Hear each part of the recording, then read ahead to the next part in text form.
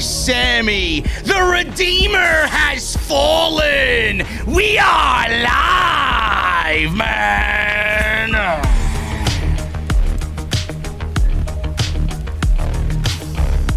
What a moment tonight, man. Sammy Guevara is your new TNT champion.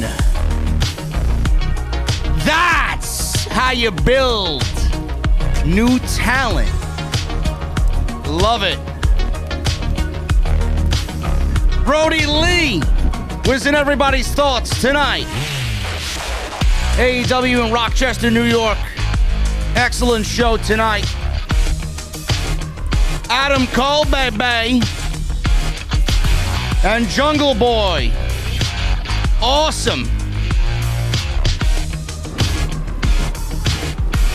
And Bryan Danielson tells Kenny Omega that he has no balls because he won't give him a rematch for the AEW World Championship. And are we getting an MJF and CM Punk feud teased?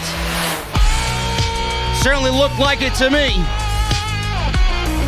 We got your breakdown of tonight's show and your AEW news and rumors on the only post show you need on your Wednesday night. This is your AEW post show for tonight's Dynamite on Off the Script.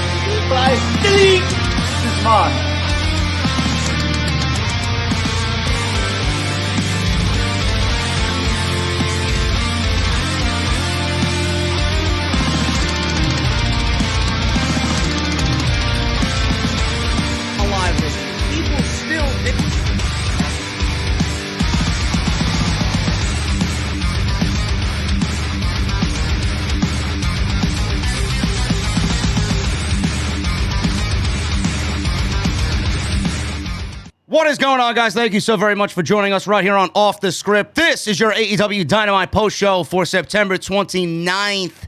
I don't believe it's already October 2021.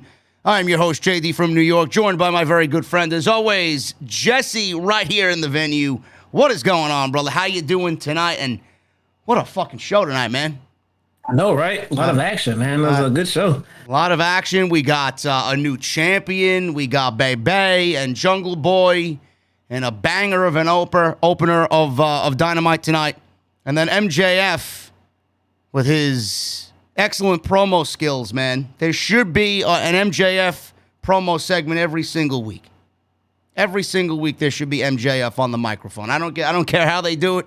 He's got to be on the show, man. We might have gotten an MJF and CM Punk possible tease tonight. What'd you think about that? I don't know. That'd be nice. I don't know if it was a tease or not because they kept going into the Punk chant saying MJF did his best to kind of no-sell it. You know, it wasn't like he, took any kind of digs at Punk or nothing like that. But, hey, I hope it does happen.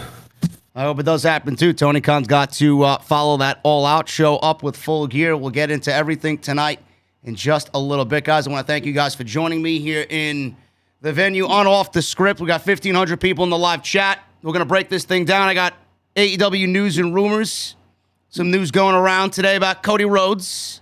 Some news today going around about the EVPs and what Tony Khan is doing as he's taken full creative control over everybody. But that should be no surprise to anybody listening to this show. As you guys know, TK is the boss. I also got news on the whereabouts of Jake the Snake Roberts. Everybody's been wondering about where he's been while he hasn't come out with Lance Archer in the last couple of weeks, as Archer and Minoru Suzuki were battling Kingston and Jon Moxley. I got news on that. And we're going to break down this show tonight. New TNT champion, Sammy Guevara and Miro. Excellent match in the main event. We'll probably jump right into that. Jesse, we got a new TNT champion tonight, Sammy Guevara. He pulls it off. At first glance, I wanted to say, you know what? Miro looked like a geek. But in the end, I can't look back at Miro's reign as TNT champion and have any real complaints about it. I mean, he looked as dominant as anybody in all of professional wrestling. He made that championship just as prestigious as any other title in professional wrestling. And with what he's done for that title, it's almost as if he transferred everything to the title, and when he gave it up to Sammy, Sammy is now holding everything that Miro has built upon with that championship. And now Sammy Guevara has his first taste of championship gold in AEW. We got a new star, man. This is exactly the way that it should be done, and exactly the way that we always complain about on Monday and Friday night, where they're not doing it over there. Tony Khan and AEW has treated this championship and their championships like as prestigious as they should be, and now Sammy Guevara is reaping the benefits. This is a beautiful thing. Right. What's all this crap going on about Bobby Fish? Bobby Fish apparently is signed, sealed, and delivered next week against Sammy Guevara as his first challenger for the TNT title. Oh. MLW is walking through the forbidden door is what that means. Okay, there we go. There you go. Wait, Fish is not still in NXT? Bobby Fish was let go, and he was released on the last cuts that included Bronson Reed. Oh, okay. So he joined MLW, and now he's walking through the forbidden door. Yeah, lucky guy. I know, look at that. That's the best way to get in through the door and not have to worry about getting lost in the shuffle in AEW, man. I know. But what'd you think of Sammy Guevara's win tonight, man? It was a crowning moment for him, and I think everybody really looking at this doesn't have any complaints because we all loved Miro, we all love Sammy, so it's just a beautiful thing to see. No, there was no complaints here. Miro was booked like a megastar. He had a dominant reign. It was noteworthy. He lost to someone credible, someone that is also being built up. Zero fucking complaints here. Nothing really to complain about. I mean, nope. I mean, you guys know, you've been watching us, you've been watching me, and I say this every week, titles should be treated with respect. And what you saw tonight was the result of Tony Khan treating his championships and his champion with respect. Everything that went into that tonight played a huge role in getting Sammy Guevara over. Miro was undefeated. Miro didn't lose fucking non-title matches on TV. He defended that championship at any given opportunity. He's defeated almost everybody he's been in the ring with. And all of that hard work that he's done is now transferred to Sammy Guevara. And this is what we say on Monday and Friday night. They don't do that stuff over there. If they did, their champions, their championships, and their shows would be just as important as what you saw tonight. This is why the TNT Championship can main event on any show.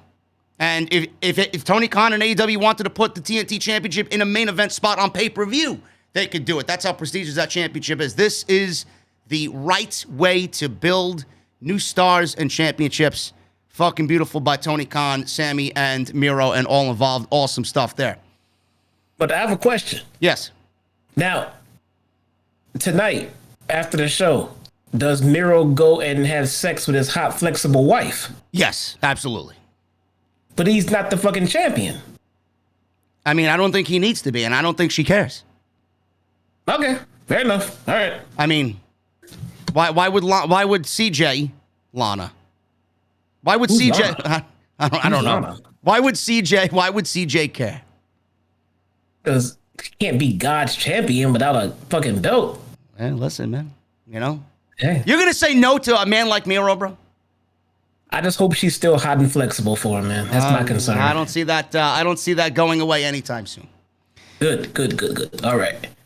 Kenny Omega, bro. Kenny Omega, the AEW World Champion, as you guys know. Bryan Danielson Excellent match. Some people are calling it match of the year. I don't think I'd go that far, but give these guys another match for the world title. It very well could be. Match of the year for Dynamite, absolutely. Match of the year for Bryan Danielson, yes. Match of the year for Kenny Omega, maybe. It's definitely one of those things that's going to be a very subjective topic as we get more involved with the Kenny Omega and Bryan Danielson stuff. This championship match, we're going to get it. I know they're teasing it. They're going to play the chicken shit heel to Bryan really going out there and lobbying for a match. We're getting this match. I think you all know. Jesse knows, I know. What'd you think of this segment tonight? What do you think that this match is going to entail? Do you feel any different coming out of tonight's show with what we saw at Grand Slam? We're getting this at Full Gear, and this is your Full Gear main event, and we're just getting the slow burn to November. Is that confirmed? We're getting this match for Full Gear? I would assume so. I mean, that's the biggest main event that AEW could possibly do right now, and there's nobody else involved with Kenny Omega. I hope they don't, man. I hope they don't put these guys back in the ring for months. But that's just me. I was hoping they were just, continuing to lay out a little bit more of the seed in the long-term storytelling of the first match, the first title match of the two. I really hope it doesn't come this soon because, like Brian said, he needs to go to the bottom and work his way back to Kenny. He was lucky enough to get this non-title match. So you would not do what you're telling me is you would not do this match at Full Gear. Absolutely not. No. Who do you put in the ring with Omega then? Dude, flip a fucking coin. I mean, geez, he has no shortage of the potential contenders for a pay-per-view. Just start a build. I'm not even kidding. I mean, it could be anybody. But the point is, you put Bryan in the ring with Kenny right away. I don't want to see it again in a few weeks. I want them to space this shit out for a couple of reasons. One, logic in your ranking system. You don't want to step on it. And two, there's matches to be had with these two for God knows how long. I mean, don't start doing rematches right away and everything else. There's no reason for it whatsoever. None. I get the exhibition, the non-title match. That was the moment and everything else. I mean, it was perfect. Now, no. I mean, you put them right back in the ring again. It's gonna start stepping on the match they just did. Space it out. Put some more story between them. Give it a few months to marinate, and come back to it. Bryan can work his way back to the top and believably beat whoever you put him in the ring with. We can get there. So let me try and figure out what you're thinking here. Maybe what you're saying is if we bring Adam Page back and we get Adam Page to jump right into that situation, he wrestles Omega at Full Gear, and we get the Bryan and Omega match happening sometime in the next year in 2022. Does it need the World Championship? No. Do people want to see these guys wrestle for the World Championship, or do these guys want to see, or do the fans want to see these two guys just wrestle, put them in a submission match, put them in an Iron Man match, let them go out there and prove who is the best in the world? Is that more important to the fans about these two guys being in the ring, or is the World Championship not even a factor now? If Hangman's ready to come back, I didn't mention Hangman right away because I don't know if this guy's ready to come back or not. I'm not ready to start booking him in this shit, and he's nowhere near ready. But if he's ready to come back, I mean, I think nothing's changed as far as making him the next champion over Kenny. And Daniel Bryan's road to get to that title should cross roads with Omega again, a little bit down the road. And Omega needs to be that gateway between Bryan and Hangman, at which point I say Bryan loses his first match in a few months down the road against Kenny, trying to get to the world title. Keep him away from babyface Hangman for a little bit. Yeah, I could see that. You do make a good point about rushing through it, and I know they want to give. I know they want to give the fans and get the fans these dream matches, but the more we think about it, and the more you say it, I don't even think the title needs to be on the line for these two to be in the ring. Nope. Honestly, it does not. They can be in the semi-main and put stress and emphasis on, as they do the build, on Bryan's journey to try to get back to the world title. And in the meantime, during that shift, Hangman takes that title, and then to Bryan, it doesn't change focus for him. He's like, hey, I'm still gunning for the world champion. But then that road leads right through Kenny. And then there's your clash. Simi Main, right before Hangman's main title match and things like that. And these guys have a feud in their hands. But not if we're going to do it, every other week or so. I mean, I don't want to see it now. I want to see it down the road when there's more story to put into it. Maybe Kenny sends the Elite to get involved in Bryan's matches that he still ends up winning and everything else. So now when they collide, now it's a grudge and everything. And you do so much, but they start throwing these guys in the ring back to back to back to back. It's going to lose its value. What are you going to do? You're going to burn 2 matches with Bryan and Kenny Omega in the first month or so of them, being in the same company. What? So then what? Is that it? We not see it anymore? Or are we going to see it 30 more times over the next year? Keep them away from each other for the time being. Yeah. You do make a good point. I think I like that a lot better.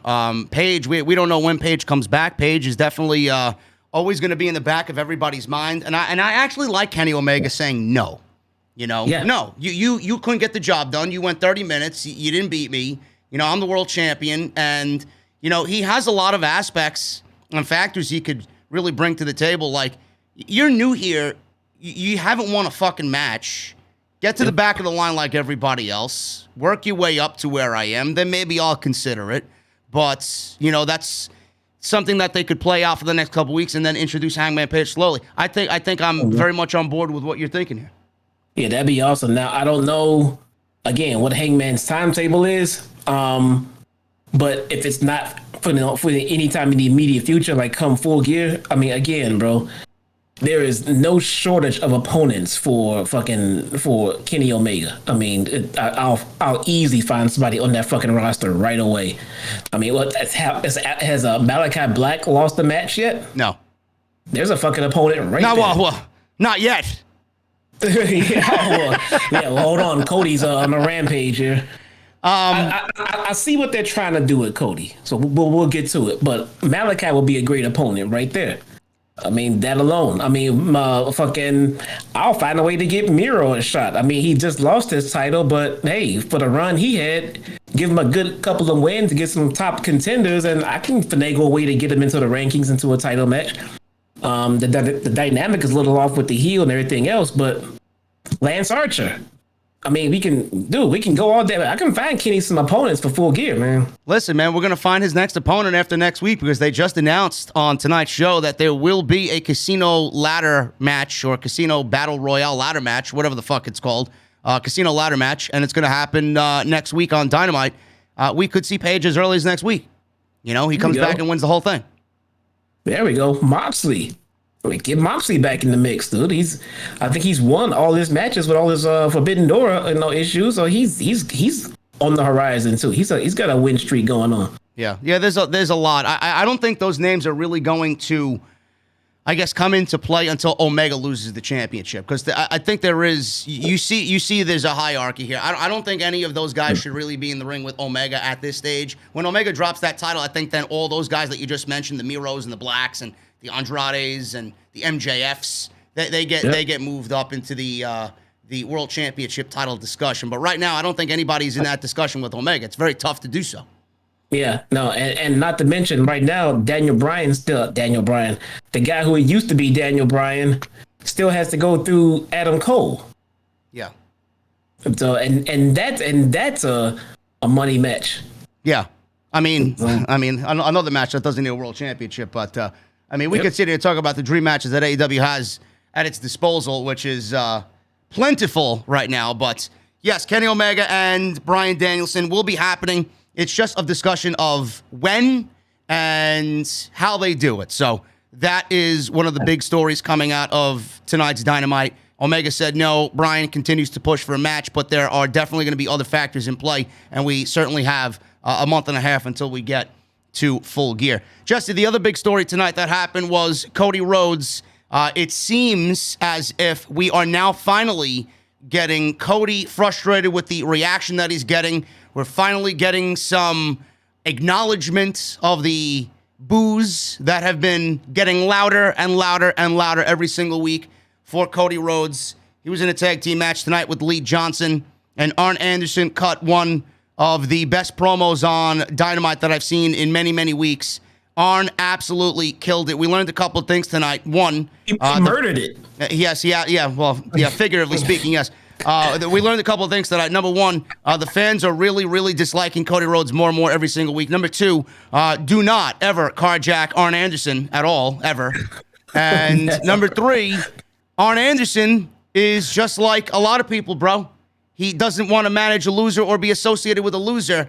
He pretty much flat out called Cody Rhodes a loser tonight, walked away and told him to get his shit straight before he even comes back and coaches him again. What'd you think of this segment tonight? Arn fucking killed it. I thought this promo was easily one of the best things about tonight.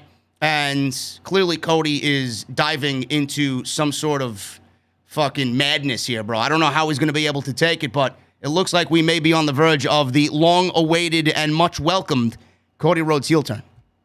Yeah. Look, I even mentioned this earlier. I said every week that Cody comes out here and pretends like the people don't hate him in this position, it makes him look more and more like the old Roman Reigns. Yeah. I mean, it's just fucking embarrassing, and it makes no fucking sense. But it does look like they're in the process of doing something about it, and at this point I get it. You don't see the reaction of the crowd in the next week and say, okay, I'm heel.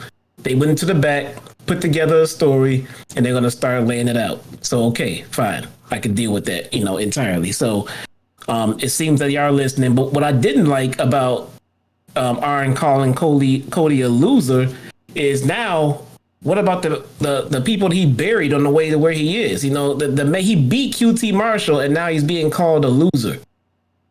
QT Marshall should have got the fucking win then. Well, I don't know about that. He should have got the look. Saying it now at this point kind of makes no sense or whatever. But at the time of the booking of the match, when QT was getting warmed up, he's now not warm and he's lukewarm. He's cool because of that match with Cody. His momentum got derailed right then and there. I mean, that is a part of the reason Cody's garnering all these boos everywhere, because he just overbooks himself. Listen, it's funny you mentioned that, because I was going to lead into this and ask you this follow-up question. Do the fans know? Do the fans that watch this show know? Do the fans that attend these shows for AEW know? Do they know why they're booing Cody Rhodes? Or is it just now the cool thing to do? I mean, do people know why they're booing Cody Rhodes? Does he deserve all of the hate? Because, he hasn't been, and I know he's got this stigma about him where he's Triple H mini and he buries people and this and that, but if you really want to dive into the 2 years that Dynamite's been on TV and what Cody Rhodes has done, does he deserve the disrespect that he's getting, the hatred from the fans? Because honestly, without him, he's one of the integral pieces of why we're here. Does he deserve all the hate that's coming down upon him? And do the fans know why they're booing him? Yes. I mean, look, it took the first crowd to boo him. So you can't say, well, they're just doing it because it's cool. Okay, then why did the first crowd begin to boo him then? They must have had something going on as far as feelings towards Cody. The guy makes himself seem more important than he really is on the card. And I'm telling you, this stuff shows. There's no way that I started pointing this shit out weeks ago, and then all of a sudden now he's getting booed at arenas. We're not stupid. The fans see this shit. They know that the way he's being portrayed is a little bit overkill. It's not even like he's overexposed, because the guy's not on TV every week. The guy takes plenty of weeks off, but the crowd still boos him. I mean, there's two tunnels. There's a heel tunnel and a babyface tunnel. Which tunnel does he come out of? Neither. This asshole comes up through the fucking stage. He's not the world champion. He's not, why? Why is all this pomp and circumstance for this guy and everything else? Bro, you didn't realize that wrestling has more than one royal family? Look, you can't tell people you're a royal family. People call the McMahons a royal family of wrestling because that's what they are. I mean, I guess Cody is saying the Rhodes is a royal family of wrestling because he says they are. I mean, I don't know. He's kind of put himself in that position. But look, it is getting kind of to be overkill as far as his matches go. He has to make them seem super important. He has to go through all of this, pyrotechnic. Look, if people still like Arn and everybody else in his crew, it's just him. He's the asshole. Well, listen, he hasn't really. I think people are making assumptions just based off this Malachi Black feud. He hasn't really done much of anything to show us that he's going to stifle the momentum of Malachi Black. In fact, this is actually making Malachi more over than he already was coming in, and it's playing into Cody's heel turn because of what Black has done. So, in some sense, Cody is actually facilitating. He's like the master of fucking puppets here. He's facilitating everything, and he's getting what he needs for his character out of this as well. So, I don't know why the hatred for Cody Rhodes. Like, I get what you're saying, and I absolutely agree. He puts himself, and we said this time and time again, he puts himself into situations where he doesn't need to be on the show. He doesn't need to be in a fucking match. He doesn't need to be presented as much as he does. Go sit in Gorilla and fucking produce this show with TK. That's it. But I think the hatred may be a little too much sometimes. I really do. And that's the cool part about the today's wrestling fan. They're gonna right away tell you what we like and don't like, and that's just what it is. So, to be honest with you, there's collectively 15 to 20,000 people don't need a reason to boo someone like that. If they're all doing it, you're fucking heel. All right. I mean, there's no way they all collab to get together to try to plot your heel turn. You're doing something that a lot of people are getting tired of, so they're booing you. These fans are booing him for the reasons that we criticize Cody Rhodes. Then you're saying that these people are smart, they get it, they know he's being put in these situations and overexposing himself when he doesn't need to. They're booing him for this specific reason. It's smart to say that the level of casual fan in the AEW crowd is extremely low. And the whole basis of the whole company itself is built on the smart fan and giving the fans what they want and everything else. So if it was my guess, I would tell you that's what it is, because that's the reason why I'm booing him right now. I mean, because he went from being likable, he went from being, someone who helped pioneer this company to just someone who's more full of himself than we are. And that's the overall thing. It's seriously, he is higher on himself than the fans are. And what happens when he turns full-fledged heel and we get that Roman Reigns-esque heel turn complete and he's 100% a heel? What happens then? He's going to be presented on TV, but are the fans going to take to him when he's finally completed this heel turn? He's going to be in programs. He's going to be in there with Punk. He's going to be in there with Bryan. Is it going to really work out for Cody Rhodes? Because the fans, they need to realize that when this is complete, he's going to be on TV just as much as he's on TV now, and that's the reason the fans don't like him. Here's the thing with me, and I think I said this before. I don't want to see him go away. I mean, I do like Cody. I do like Cody Rhodes, but again, I'm gonna call out some just bad shit on TV as I see it. And Cody Rhodes in this form is just bad shit on TV. Now, if he turns heel and starts feuding with guys like Punk and Bryan and things like that, I think it all gets better and all worked out. These guys are super baby faces, and this guy is someone that people are enjoying booing right now. So turn heel, become just an in-your-face asshole, feud with top baby faces, and Cody will be absolutely fine. Yeah. I mean, it's not like he can't wrestle. The guy tells phenomenal stories in the ring. His matches are a little overbooked at times, but he gets that from his father. Yeah. I mean, we can get past that. But if you're just out there full of yourself and the crowd's like, get the fuck out of here, dude, it makes no sense. MJF is full of himself every fucking week. Comes out and gets the boos he deserves, and we want to see him back next week. It'd be the same thing. Yeah, I'm actually looking forward to this. Cody, I've always had a lot of respect for Cody just for the body of work that he does. He does make everything he's in feel that much more important. He's got that aura about him, but I do think that the heel turn is going to be the best thing for him. I think probably in his entire AEW run. And this is going to be, I think, the best Cody Rhodes that we get. I really do. Yeah. And it looks like that they're already letting us know with the move from Lee Johnson and everything else. I mean, it looked like the tag from Lee Johnson was a dick move on his part, but it was actually him doing the sensible thing that it looks like he was doing what Arn told him to do in that situation too. Tag yourself in and get this show. Yeah, it's funny you mention that. Boom, Lee did it, and Arn came in and said, "Hey, you know what the fuck you? I'm out of here. Let's go, Lee."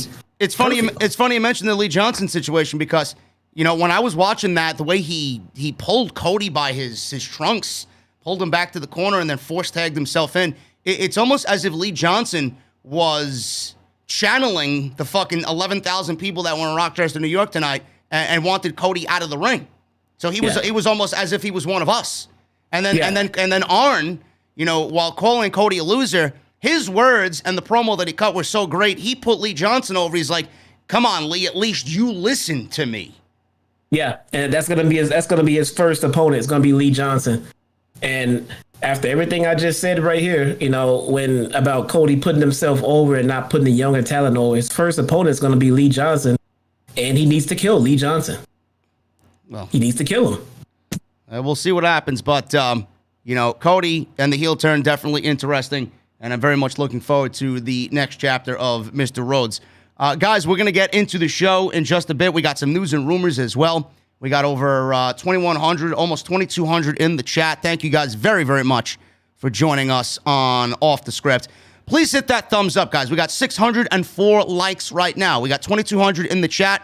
There should be at least 1,000 likes on the live stream. If you guys can do that for me, please go and do that. I would really appreciate it. Hit that subscribe button down below. Turn on the bell for all notifications. Make sure you guys go and hit that join button as well. You guys can get access to all the new Off the Script emotes in the chat, exclusive to the live stream chat. We got some of the best looking emotes in the entire IWC. And then you guys see my mods and you guys see everybody with their name lit up in green. Those are my VIPs. And those VIPs have those little Off the Script microphone badges next to their name. And they range in color from newbie and beginner to, you know, whoever's been here for months and months and months. It's going on seniority. So if you guys want to show off your badges and be a part of the VIP lounge, you guys can go and do that. Hit that join button down below, and I would really, really appreciate it. Today's show sponsored by Audible, audibletrial.com/script. Make sure you guys go and get your 30 days free and your one free audio book. So happy to be back with Audible. It's a great service, and it benefits everybody, man. It's free. You guys sign up, you get an audio book, and if you don't like Audible service for any reason whatsoever, if you guys just want the free book, you can cancel within the 30 days and still get to keep your audio book for free. That's audibletrial.com/script. And make sure you guys go and check out all the other videos that you might have missed on the channel. Off the Script from this past weekend, almost 3 hours long. Monday Night Raw, we were live on Monday. I was not live for NXT, so I'm very sorry for anybody that wanted to get your fill of Von Wagner.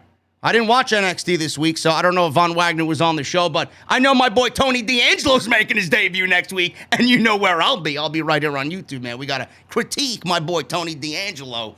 So I was actually in Philadelphia with two of my best friends last night, and I did not get to sit down and watch NXT this week, but I will be back live on Tuesday with the NXT 2.0 live stream. So if you guys were wondering about that, that is the reason there.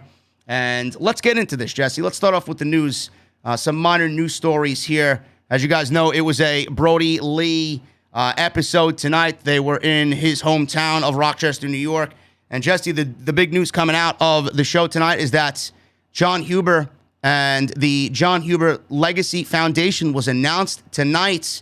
And the foundation will focus on providing support to people in creative fields who have not taken the next step in their career because of family obligations. The foundation will announce its first application round in early 2022. I mean, this goes without saying. I think everybody knows this is a great thing, and I'm so happy to see -1 and Brodie's wife Amanda still so ingrained in the product and how AEW is taking care of them. It's just a beautiful thing.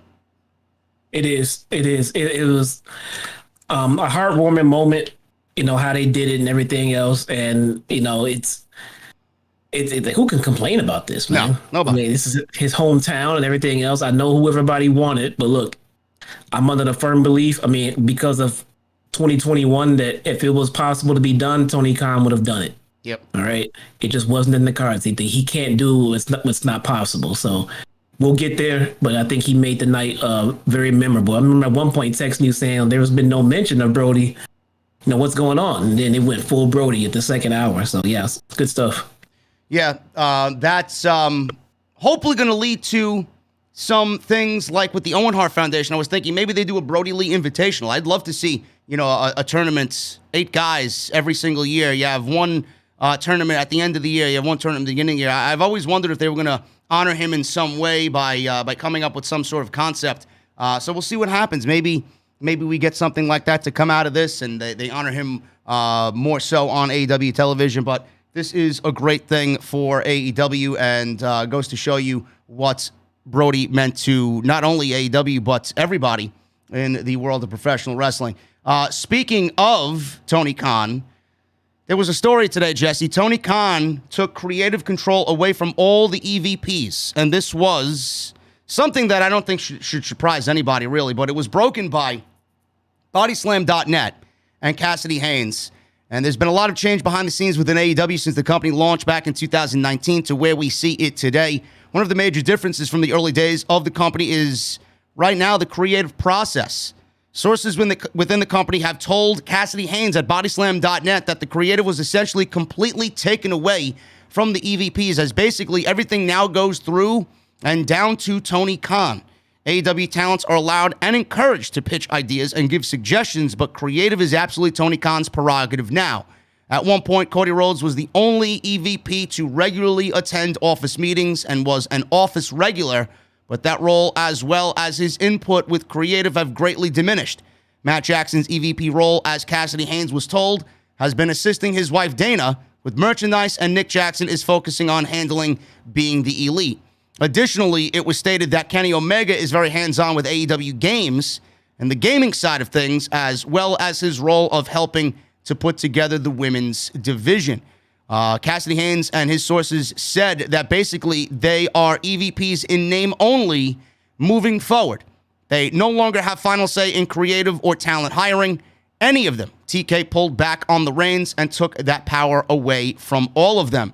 It was also stressed to Cassidy Haynes from sources that Cody doesn't have much of a relationship with any of the EVPs anymore. The others are still great friends, but Cody is very much right now on the outside looking in. And that is a direct quote from whoever Cassidy Haynes spoke to, his source in AEW.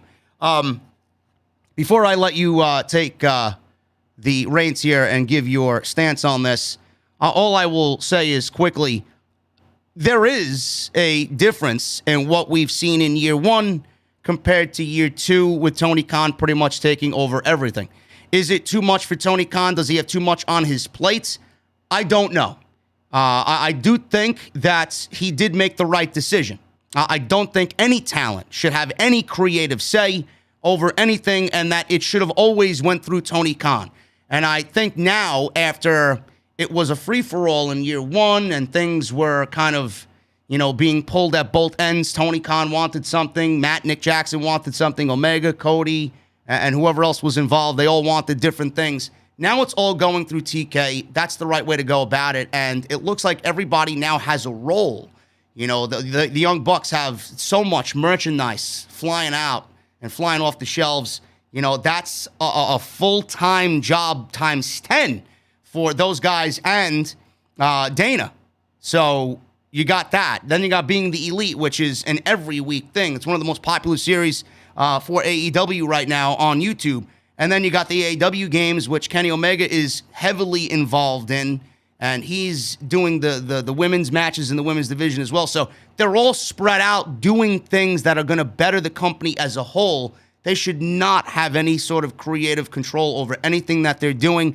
That should be with TK and whoever is on his side of things creatively. I think finally now he's got a nice sense of control over everything, and everything is a little bit more organized.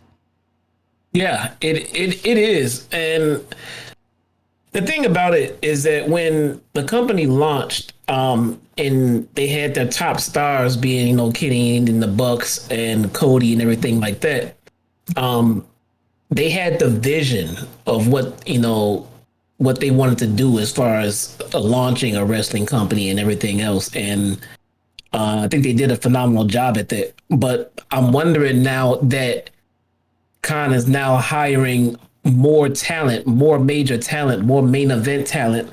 Are these people coming in with negotiations, all trying to get creative control like some of the other top talent? And maybe it's gotten to the point where Tony Khan is now saying, okay, this is enough. Nobody has creative control anymore.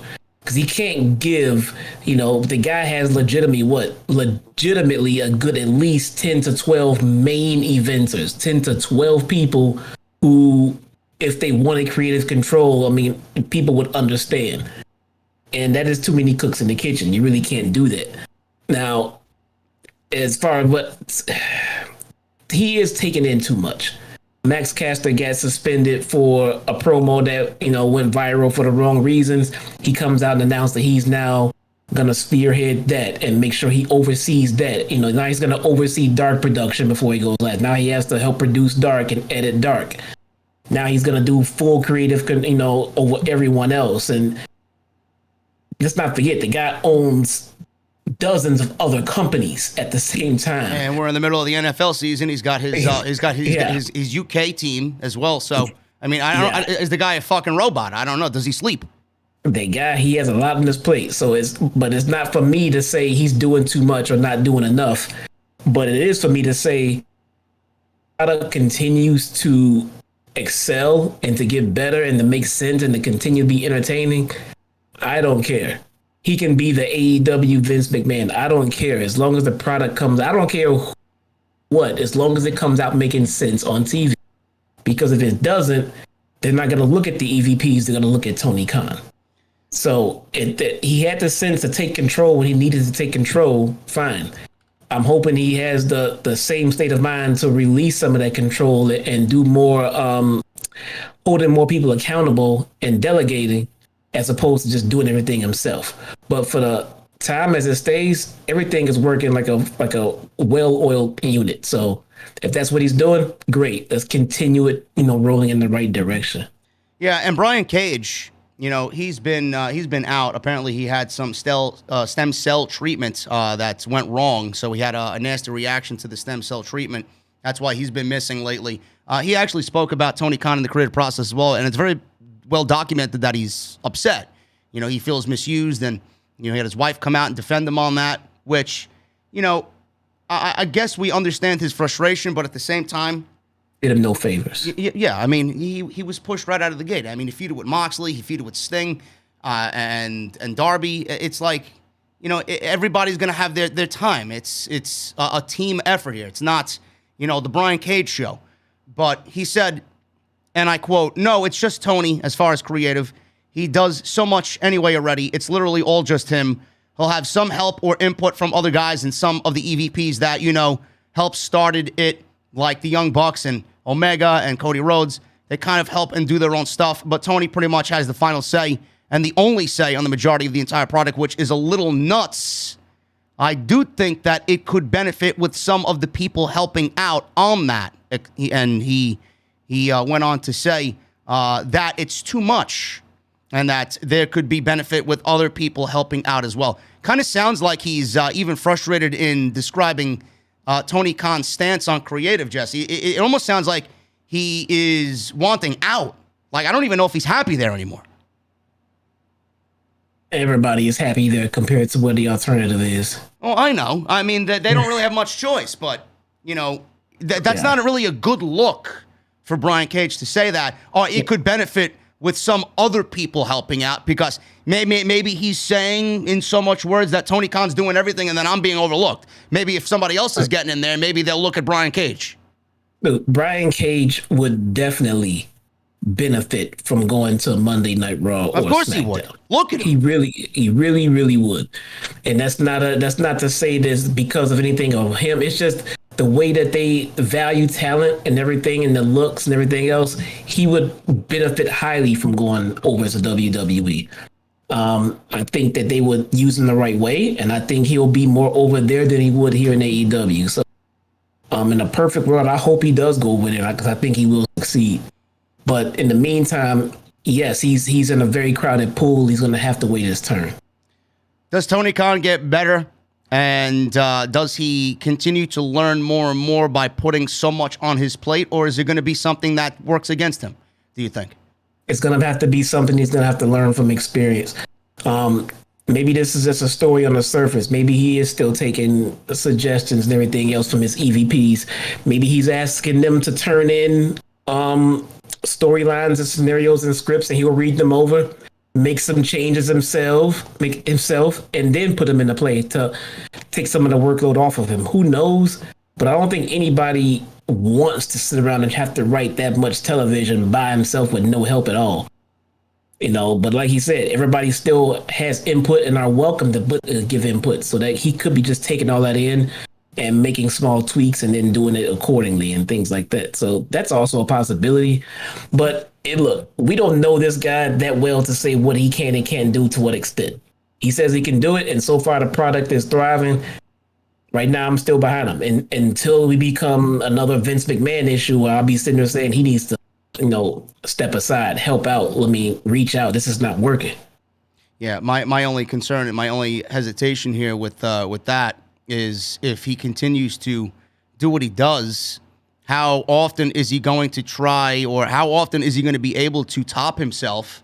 Number one. Number two, is it going to go all to his head? And if he does need to take a step back a little bit and maybe get a different take and a different prerogative, is he going to be able to do that, or is his ego going to be too big where it's going to harm the company? That's what I think about, and I don't want it to get to that point, because then at that point, then that's not a good recipe for success at all. Well, let's not forget, we've all labeled this guy as a wrestling fan. Yeah. So he has his finger on the pulse. So if he's putting out just a trash product, we're gonna let him know.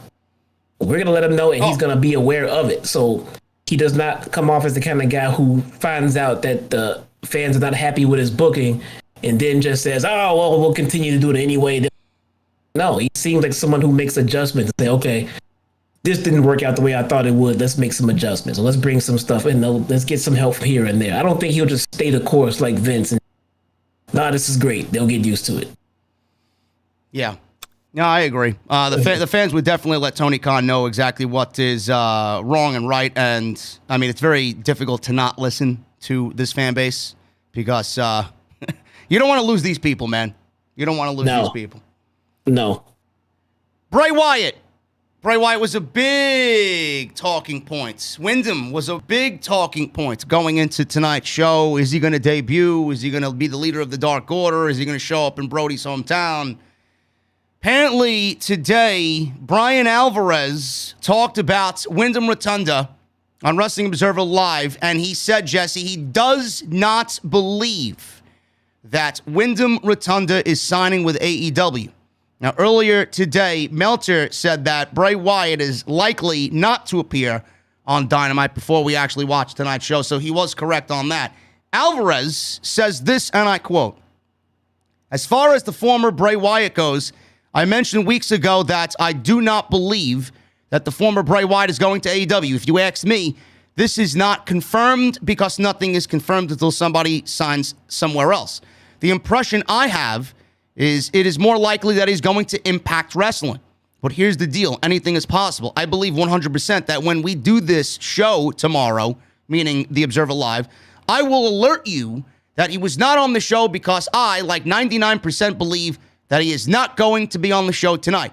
Now, if somehow he negotiated an early release from his WWE contract, even if he signs with Impact ultimately or whatever, is it possible that he will make an appearance on the show tonight as part of the tribute show for Brodie Lee? No, it's not impossible, but I don't think it's happening. I don't think that he is going to be signing with AEW. I know there's a lot of rumor out there right now." End quote. Alvarez noted how AEW pretty much told fans without outright saying it that CM Punk and Bryan Danielson were signing, and there have been zero hints that Wyatt is signing.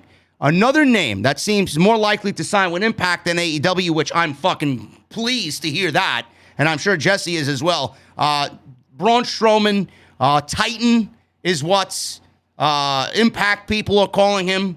So Adam Scherr, Scott D'Amore hinted at Titan, that he's coming in. Hinted a couple weeks ago that Strowman might be headed to Impact soon. If Wyatt and Strowman are signed, then it would make sense to hold off on their debut until Bound for Glory in Las Vegas. Alvarez said on The Observer that his gut tells him that Strowman is not going to AEW, which is fucking fine by me. I don't know what to make of this, Jesse. Honestly, I honestly think that maybe AEW knows that Alvarez and Meltzer are too in the know with them, and I think everybody kind of knows that. Maybe they don't want to feed them this information because they want to make this a really, really special debut, and they're not letting anything out of the bag yet.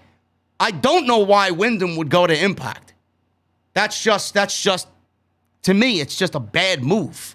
Like, why is somebody like that gonna end up on that show and be seen with his work in front of barely anybody, no matter the forbidden door? You're gonna go where everybody else that you worked with is now a part of, and that is AEW. I don't give a shit what Alvarez says. He may be fed, information away from whatever's going on with Wyndham. I think it's really being held close to the vest. If Wyndham is going to show up, it's going to be with AEW. And Bound for the Glory is happening in, I think, the second week of October. Wyndham's contract, his 90 days is not up until the end of October. So why would he show up with Impact if Bound for Glory is happening in the beginning of October? Strowman can go. He can go there for all I give a shit. I don't care. He'll show up. I'm pretty positive he will go. But Wyndham, bro, he's going to end up in AEW. So I don't believe this at all. No. I mean, that story is being kept alive to help keep the surprise going for AEW. But no, he's not going to Impact. That's not even in the discussion. So, well, there you go. Jesse says there's nothing regarding Bray Wyatt and Impact. It makes zero sense. It makes zero fucking sense, bro. And if he does show up, we got the forbidden door. I'll be shocked. I'll be shocked. There'll be a forbidden door, but I'll be shocked. I mean, there is no need for him there. He does not need to be at an indie hall. He needs to be on television. Now, do we debut him immediately? Do we do Full Gear, or do we wait till the turn of the new year? I am done trying to predict when this guy is gonna debut his new talent. Man, we thought we had it all pegged with Bryan and Cole. Yeah, we got swerved there. It all makes sense. If he wants to keep piling them in now, go right for it. If he wants to space out Wyndham and get him on something closer to a different show, I can see that too. But it appears that this Dark Order story is active now, and I still believe when he debuts, he's going to be a part of it. So my guess is sooner rather than later. No, I agree. No, I fully agree with that. I mean, they're not doing this breakup or this tease of a breakup for no reason. I mean, it's happening because of Wyndham. Yeah. Yeah, it's something the fans wanted, and that's another thing. The fans want Wyndham, and they want him with the Dark Order. So that's what we're going to get. It's now Tony's job to make that story happen in a creative manner, which is, I believe, is what he's working on. I 100% agree. Guys, let me check the chat here before we get into the breakdown of tonight's show. We got 2,400. Thank you guys very much for making us the number one podcast in the IWC. As usual, for the AEW Dynamite review tonight, I appreciate you guys very much. Continue to hit that thumbs up. We got 831 likes in the chat. Let's try for 1,000. That's the goal. Make sure you guys use Audible. They are our sponsor for tonight's show, audibletrial.com/scripts. And make sure you guys continue to hit that subscribe button and hit that join button, man. Become a part of the venue and sit VIP with us. Jesse, Dynamite started with Adam Cole, baby. And Jungle Boy, and one text. I got your text. We will go over that at the end of the show. Yeah, let's go. All right. We got Adam Cole, baby, and Jungle Boy in the open of Dynamite tonight. I actually, on my drive back from Philly this afternoon, I actually listened to Adam Cole on Talk is Jericho, which I highly recommend everybody go out and listen to. There's a lot of information that I personally have spoken about on Off the Scripts that just isn't JD speaking from his ass. You guys heard it right from the man's mouth. And Jericho even insinuated on many, many topics that I have brought up about NXT and Vince McMahon taking over. There's a lot of NXT 2.0 talk on there. There's a lot of AEW talk and how his debut came about. Highly, highly recommend the listen. Excellent show, about an hour and a half. And you can just tell that Adam Cole is just a genuine human being, and he just loves what he's doing. And we got the rumor about the name change and the plans and all that stuff. His meeting with Vince McMahon. You hear it right from his mouth. Excellent listen. Jesse, tonight, Adam Cole and Jungle Boy open the show. I said this on Twitter. I know I said the same thing to you. You might have had a little bit of a different opinion on this. Adam Cole is fantastic. We all know that, number one. One of the best wrestlers on the planet. He may be, in some circles, the best wrestler to some people in the entire world. The match with Jungle Boy tonight not only showed that Adam Cole is incredible, but this may have been the best Jungle Boy match in AEW, and I even ranked this one over the Kenny Omega match just because of, I think the added setting with the live fans today, whereas the Jungle Boy match with Kenny Omega was at Daly's place. I think I like this atmosphere a lot better, obviously, but I think this is the best Jungle Boy match that we've seen in AEW so far. Yeah, it's very possible, you know. There's not much. I mean, there's not much of a right or a wrong to that. I mean, I personally thought it was a better match with Omega. I mean, this one had the benefit of a live crowd. But I mean, if I'm just gonna look at the match and, you know, hit mute and just watch it for the wrestling, I just thought the Omega match was better. But it's a good debate to have, man. I mean, this guy's in the ring with the top stars in the industry. He's being put over by CM Punk. Jungle Boy's ceiling is nowhere near in sight right now. And CM Punk put over Adam Cole tonight on commentary. Speaking of CM Punk, you know, he was out there as a fourth guy with the typical crew behind the commentary desk. You know, he does such a fucking amazing job back there. He never oversteps his boundaries. He never steps on anybody. Never tumbles over words. He always says what is needed to say. He is needed to be said. He says it in such a way where it's just genuine and it just, you know, it really resonates. And honestly, you know how I fucking hate, like, 4-man commentary booths. I hate the 3-man commentary booths. You know, him being there, Jesse, is a welcome addition, and it doesn't really feel like it's a 4-man booth at all. He just does a great job there. Yeah, no, dude, at this stage of the game, you can't put Punk in anything and get a complaint out of me for it. I mean, not at this stage. I'm not going to say never, ever. But as of right now, we're getting Punk, and they're not overusing Punk. We're not getting Punk in the ring every week. You know, we're not just laying into Punk storylines. Punk came out and said no one's going to jump him this week, and he was right. Nobody's going to jump him this week. Just doing commentary. You know, so we're not getting too much Punk, but it's not like we're sitting there wondering where is Punk. You know, as they travel from city to city, they want to see CM Punk. So he's on the road traveling. The crowd gets to see him. He'll cut a promo here. He'll do some commentary here. And he stays around without being in the ring every week. So right now, I have zero complaints about how they're using. Yeah, I love him. I love him anywhere. So I'm like you. We're both CM Punk marks. But Adam Cole in this thing, super over. I think he's somehow, some way, more over every single week, more and more over every single week. It's just a beautiful thing to see. It's going to be one of them fucking things I'll never process how they let him go.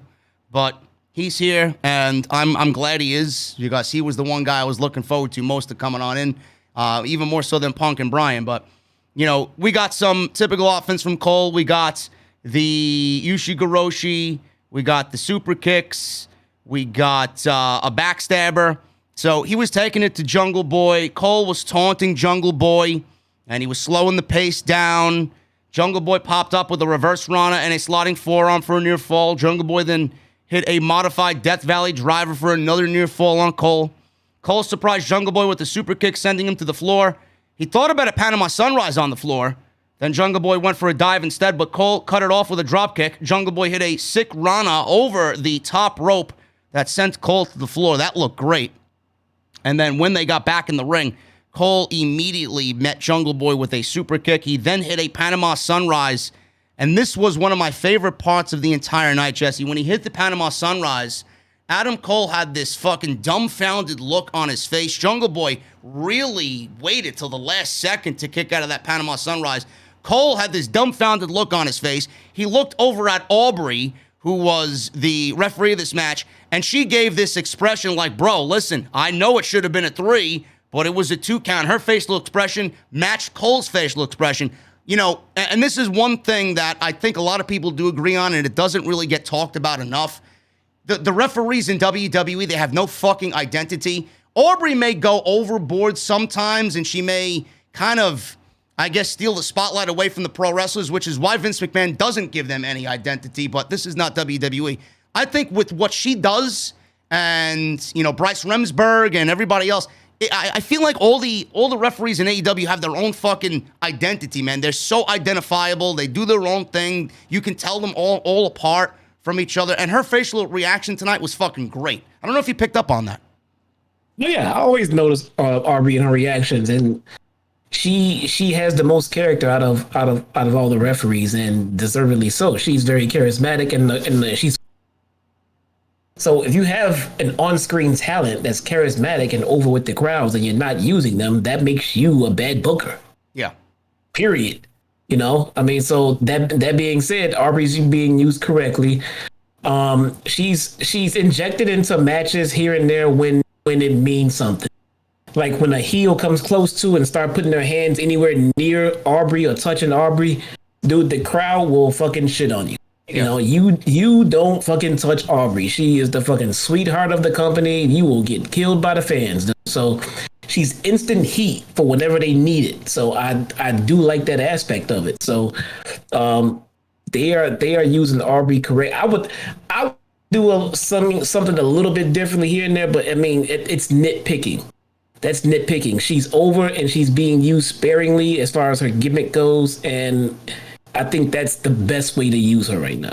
No, I absolutely agree. So after the Panama Sunrise, Cole removed the knee pad. He went for the last shot, but Jungle Boy avoided it, and he locked Cole in the snare trap. Jungle Boy had to reapply the hold because he didn't have it gripped completely. Cole used that little freedom there to get out of the hold, and he gave him a big kick, and it was kind of low with Aubrey's view not really fully there, so the low blow went unnoticed. Cole then hit a running knee. I think he's calling it the last shot. I don't know what he's calling it in AEW, but we're going to call it the last shot. No, it's called the boom. The boom. Okay, so he got him with the boom, and then he pinned Jungle Boy 1, 2, 3. Excellent match. Jungle Boy continues to impress. Love that guy. Cole is absolutely fucking incredible. I will say it every single time. I am an Adam Cole mark, and he gets his second victory in AEW. More of this, please. These two will meet down the line in a more important situation. I can guarantee you that. After the match, the Elite came out to celebrate with Cole, and when we were watching these guys in the ring, Carl Anderson took the reins first on the microphone. He talked up the Elite. To be Elite, you need to be the AEW World Champion or the greatest tag team of all time. You even need to have the Impact Tag Team Championships. Kind of put himself over with Mr. Gallows. Cole said that when he got on the microphone, said that he called his shot, beating Jungle Boy all by himself. He is undefeated. He needed no help at all. I told you so. Brandon Cutler tried to say something. He was cut off by Nick Jackson, who gave the mic to Michael Nakazawa. And then we got a big CM Punk chant. And Michael Nakazawa said, listen, I have nothing to say. So Omega took the microphone. He talked all positive. And he talked about the accolades about himself and how great he is and how great the match with Bryan was at Grand Slam. He said Danielson couldn't get the job done. He's not getting a rematch. And we got those loud yes chants. And Danielson comes out wearing his basic white T-shirt. So he comes out. What's that?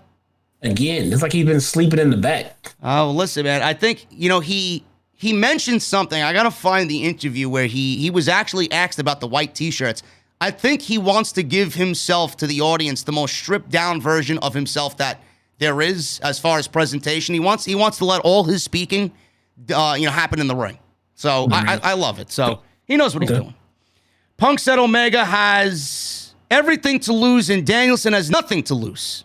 So there you go with Punk on commentary, putting his buddy over. Danielson asked the fans if they want to see a rematch between them. Fans chanted yes, obviously. Omega protested in the ring. He says he wants a rematch, and the fans don't want a rematch, but it appears Omega doesn't have the balls to give him a rematch. Fans chanted, no balls, no balls. Danielson said, I present to you Kenny No Balls Omega. This obviously started a huge chant, and this got trending on social media. Fans chanted Kenny No Balls, which will be a thing from this point on until we get the match again.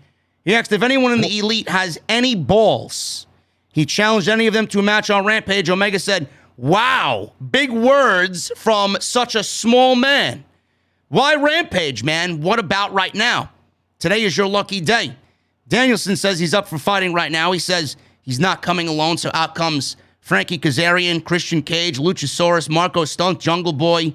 The Elite fled, and the fans continued to chant Kenny No Balls as the segment came to a close. So we're getting a big 8-man tag next week on the anniversary episode of Dynamite between the Elite and Danielson's guys of Christian, Jungle Boy, and Luchasaurus, which is going to be fucking great. But we got another chant that's probably going to be made into another t-shirt. Jesse, what do you think of this segment? And what do you think of Danielson wrestling on Rampage against Mr. Nick Jackson? That's going to be a good match. Yes. And again, we talked about it in the opener. I like the interaction between Daniel and Omega. But again, I just hope that this is just something that they're planting and laying along the road to their next match down the road. I don't want this to be one of those, and we're gonna see it again soon. And we went over that before, but this was great. This was great. This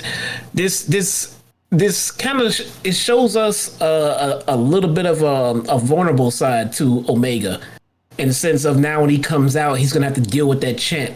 You know what it reminds me of? Remember the episode of I think it was SmackDown, where Kurt was coming out to do a match, and this was the Killer Kurt, Kurt angle, where he was just a monster in the ring, and he came out, and the crowd would start chanting, "You suck." Yeah. And then Kurt was like, "You know what? I'm tired of this shit. I'm gonna go to the back and come back out, and you guys are gonna expect I deserve." And he did that shit about 3 times, and it got better and better and better. It looks like that's the kind of thing we're gonna be dealing with Omega, with him getting just fed up with those chants. So I'm liking to see a different side of the heel Kenny. Yeah, I seen a couple of tweets online during this segment saying that it was a little too campy. The comedy is there; that it should be a little bit more serious. But listen, I'm loving this because, Brian is who he is. Brian is such a likable guy. This is typical Brian, so I'm not really complaining about that. And it's going to get under Omega's skin because Omega takes such great pride in who he is and what he is, and he's the world champion. You can only take that for so long that, fans are chanting that you have no balls and that you're a fucking coward and you don't want to wrestle this guy. Kenny's ego is as big as anything, so he's eventually going to give in. And I love Brian just breaking him down with something that is so simple and the fans could really have fun with during these shows. I love it. Yeah. I do love it. And, the good old chat's quick to, correct me. It was Raw. It was not a SmackDown. So sorry. But that was probably my favorite Kurt Angle moment, man. I mean, he had the crowd in the palm of his goddamn hands. He kept coming back. I'm going to come back out. We're going to do.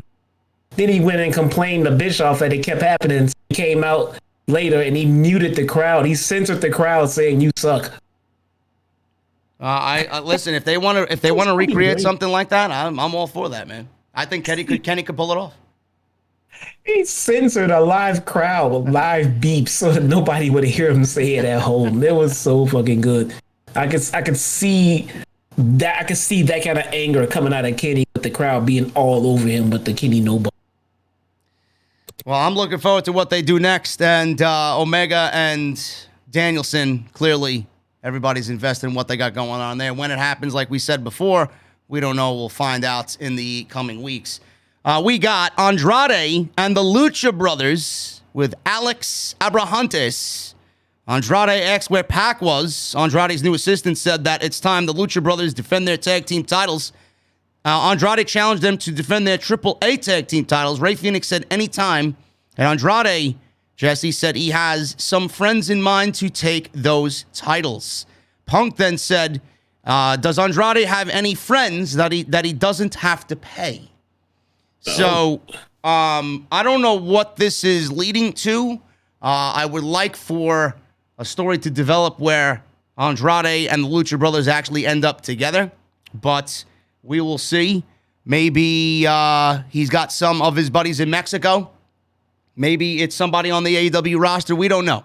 But look at this little nugget of information, Jesse. Roosh announced that he's a free agent in January and that he's going to be listening to offers from other companies. Who's Roosh? Ring of Honor. Former Ring of Honor world champion. Name sounds familiar, but I'm not going to lie. I'm not familiar with his work. I'm not familiar with his entire body of work. I do know that he is phenomenal in the ring, and he's a very good friend of Andrade. But I figured I'd throw that out there for the chat. Roosh is a free agent come January, so he's going to be listening to offers from other companies. So that's going to be interesting as well. It may end up being Roosh. We don't know. But Andrade and the Lucha Brothers, I think it's going to definitely lead to the Lucha Brothers and Proud and Powerful at some point, not for the AAA tag team titles, but for the AEW tag team titles. And I do think that Andrade and the Lucha Brothers is the end goal here. I think they need to be a trio. Yeah, they do. That's the money right there. When the trio, especially when those trios titles they're already forming all these cliques for the trios titles. They're all in place. I think the Lucha Brothers with Andrade makes that division just that much better. Yeah. Absolutely. Tag team match, Dante Martin and Matt Sydal versus Cody Rhodes and Lee Johnson. We talked about this earlier. This was a fun match. Cody and Lee Johnson win in about 8 minutes. And we got the ending of the match with the promo. Arn Anderson, he cut a promo on Cody Rhodes. Cody says he knows the audience waited a long time for this show in Rochester, New York. And he doesn't know why Malachi Black is not out here right now. Arn told Cody to stop talking. He said back on July 2nd, Black came into his life and he systematically destroyed all of them. Said he used to get him, he used him to get to Cody. He used Cody, and now he's just destroying the Nightmare family from within. And he asked Cody, listen, why did you take your boot off? What was that all about? What the fuck was that? We didn't talk about that, he says. He told Cody he should have finished his fight against Black, not worried about him at ringside. He said Black is an assassin and will do anything to destroy anyone he's in the ring with. Arn says he'd step in and take the fight, but I'm too damn old, he said. He told Cody, and he said Cody would succumb to a carjacker, whereas he, Arn, would not, because he'd take the gun and splatter this guy's brains on the concrete before he ever allows something like that to be done to himself. I'm Arn Anderson, and all that he implied. He said, I'll be damned if I'm going to coach a loser. He told Johnson to leave with him because at least Lee Johnson listens to Arn Anderson. Cody was left in the ring all by himself. I thought this was one of the best things about the show. And Punk acknowledged the boos on commentary, which of course he was going to acknowledge them. They're very difficult to ignore. And I thought this was Arn Anderson's best interview promo in AEW. And like we said before, the Cody heel turn is going to be a beautiful thing because it's actually going to have him fit into something that he belongs in instead of just pretending that it doesn't exist. I like everything about this segment because of everything I like about AEW. These guys, it's hard to put into words how much they listen to the fans. The fans want this. The fans want this. They're going to try to do it. If they don't do it, then I'm just going to take it as, hey, I'm sure they would have given it to us if they could have. The fans have been showing their dislike for the current version of Cody. So what do you do when a babyface is being booed? You need to turn them heel. Yep. And it feels like 1 week later, they've already started making steps to do a heel turn for Cody. You can't add, we asked for Rowan to be turned heel for fucking 6, 7, 8 years. Now we get what we asked for in Cody pretty much in one night. But we're going to get a slow burn. We're going to get something that makes sense. Arn turned his back on him. Cody probably will get jealous and attack Lee Johnson or whatever they do. But I'm just really, really appreciative of the fact that the fans are rebelling against something and right away they're doing something about it. You can't replace that. No, I absolutely agree with that. I really do. Well, Jon Moxley, Eddie Kingston, and Darby Allin, bro, against Bear Country. This is Bear Boulder and who's the other guy? Bear Boulder and Bear Bronson. Bear Bronson. There you go. And then Anthony Green This is something that took me by surprise because Anthony Green was actually one of the guys let go from the last round of NXT cuts. And now here's another NXT. First of all, where the fuck is 2.0? That's what I want to know. Where are they? Where are my boys at? They're the BTE champions, man. Well, why aren't they on Dynamite? I don't know. They weren't even on Dark. I don't know, man. We got to get those boys back on television. I like them a lot. But Anthony Green, bro, he was with NXT. This guy was a 205 lifer, bro, on 205 Live. And now he's, again, another guy coming over from that side in a match with Moxley, Kingston, and Darby Allin. I mean, I don't know what's the big deal about Anthony Green. I never found anything remotely interesting about him, but he got a Dynamite debut tonight. I don't know why. What'd you think about that? I mean, he came in to do a job, and he did the job, right? I guess so. I mean, is this going to be a new trio going forward? Bear Country and Anthony Green?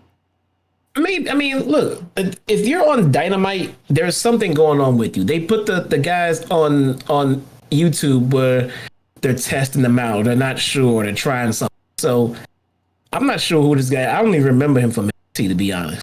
Well, you don't watch the show anyway, so it's pointless even asking you. But I know what they have in Bear Country, and those guys are going somewhere. So it could be. If he doesn't stay there, maybe it's because they changed their mind. Maybe they're trying to fit a third with them to kind of put them in the trios division as well. So maybe they'll replace him, or maybe he'll continue. But I didn't think about the genius in that. If you really think about it, how many tag teams do you have in AEW? Like too many. Well, make trios titles and find a single to put with a tag team that makes sense, and now you got a fucking trios. Yeah. And you got the best friends with Orange. I mean, you got trios all up and down your company. It makes more sense than just putting two random people together and calling them a tag team. You know, even if 2 out of the 3 are the actual team, the third can find their chemistry to make it a trio. Listen, man, you know what would be a good trio, bro? Bear Country and Bear Cat, Keith Lee. Oh, the Thundercat? Yeah. Keith, yeah, man. That'd be a great trio, man. Look at the size of them fucking guys. These guys, I just don't get people on social media, you know. It was his idea. Look. They're great. It was not his. I mean, I hope everybody who was an idiot on Twitter is. It was not Keith Lee's idea to change his name. Did you see Keith Lee's tweet that I sent you, bro? He made it seem like he's just asked to do these things and he does it. You know, I mean, that's why I sent it to you. Yeah, he was told to do it, so he did it pretty much. Now, if he picked Bearcat, and I see the tweets of people saying, well, don't you do some research? You know, it's an homage to. Look, bro. Keith Lee did not show up to work one day and said, I want to become fucking Bearcat. He showed up to work and Vince said, we're going to turn you heel. We need to make you marketable. We need to give you a name. It's going to be fucking Flumpernickel. Your name was Flumpernickel Lee. And then Lee was like, whoa, let me something because that sounds stupid. Bearcat. What'd you call him? Fluffernickel? What? Yeah. Well, he made Dewdrop. I mean, how far-fetched is that shit? I don't know, man. This guy is, it is what it is, man. Listen, I'm not here to shit on him because I like him, but he did not choose that name for himself. He did not choose that name for himself. I'm sorry. Again, I mean, I heard someone said that he said he did. And I'll stick by, if that's true, if he chose it, he was forced to choose something. And at this point in the stage where he's this over and everything else, there was no change needed. So any change would not have been accepted. The guy's over. All you got to do is put him on TV and let him wrestle. And you won't do that. I'm liking this team of Moxley, Kingston, and Darby, man. I think they're going to make a solid trios championship team. Yeah. I really do. Yeah. Yeah, they've obviously continued this trio pairing for a reason. So these guys are aligned for, you know, obvious planning in the future. But I mean, this was fun. This match lasted about 4 minutes or so. It got Anthony Green his Dynamite debut. We got Bear Country. They look great as a tag team. I know they're relatively young, so hopefully a little bit more seasoning in the next year and a half, 2 years. We'll see a little bit more mature Bear Country.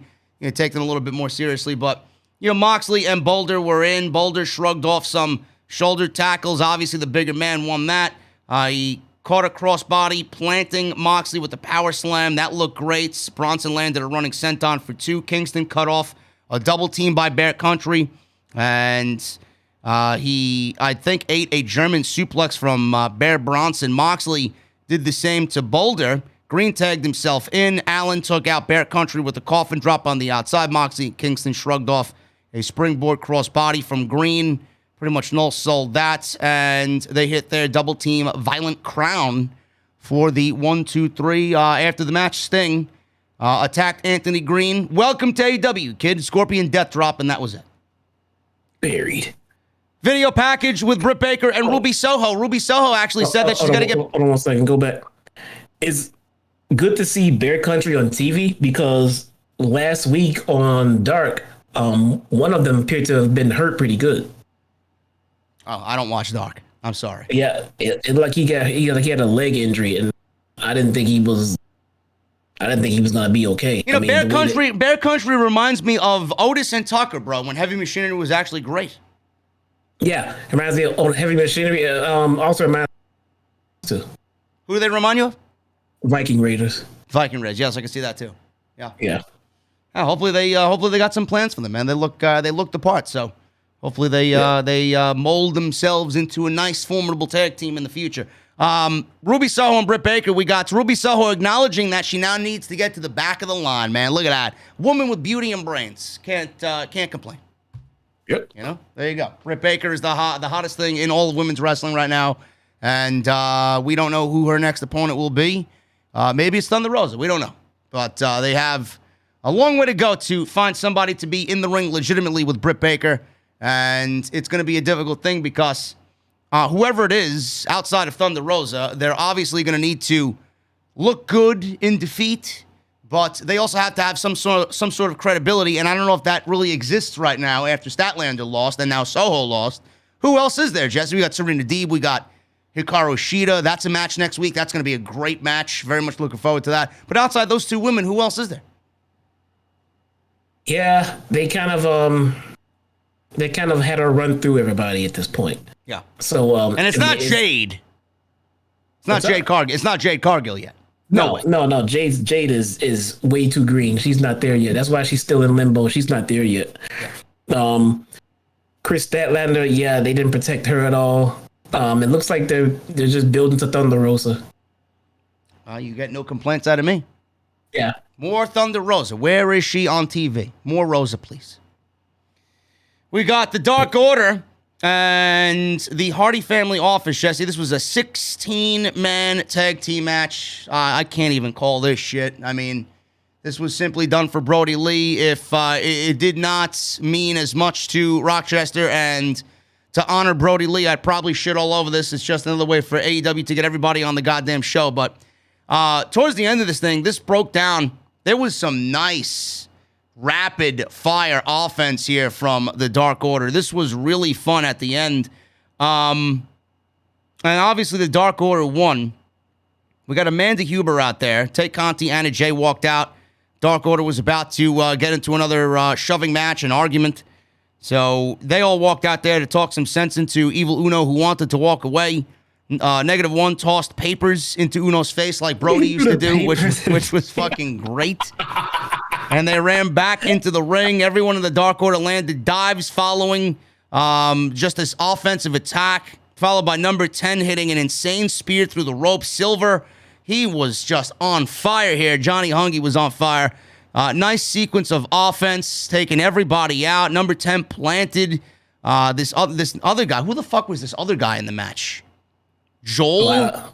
I don't know, but he got spine broken. Yes, 10 planted him with a spine buster. Orange Cassidy took out Hardy with the orange punch. Silver and Reynolds hit combo offense. Uno and Grayson hit fatality, which I love. And that was pretty much it for the win.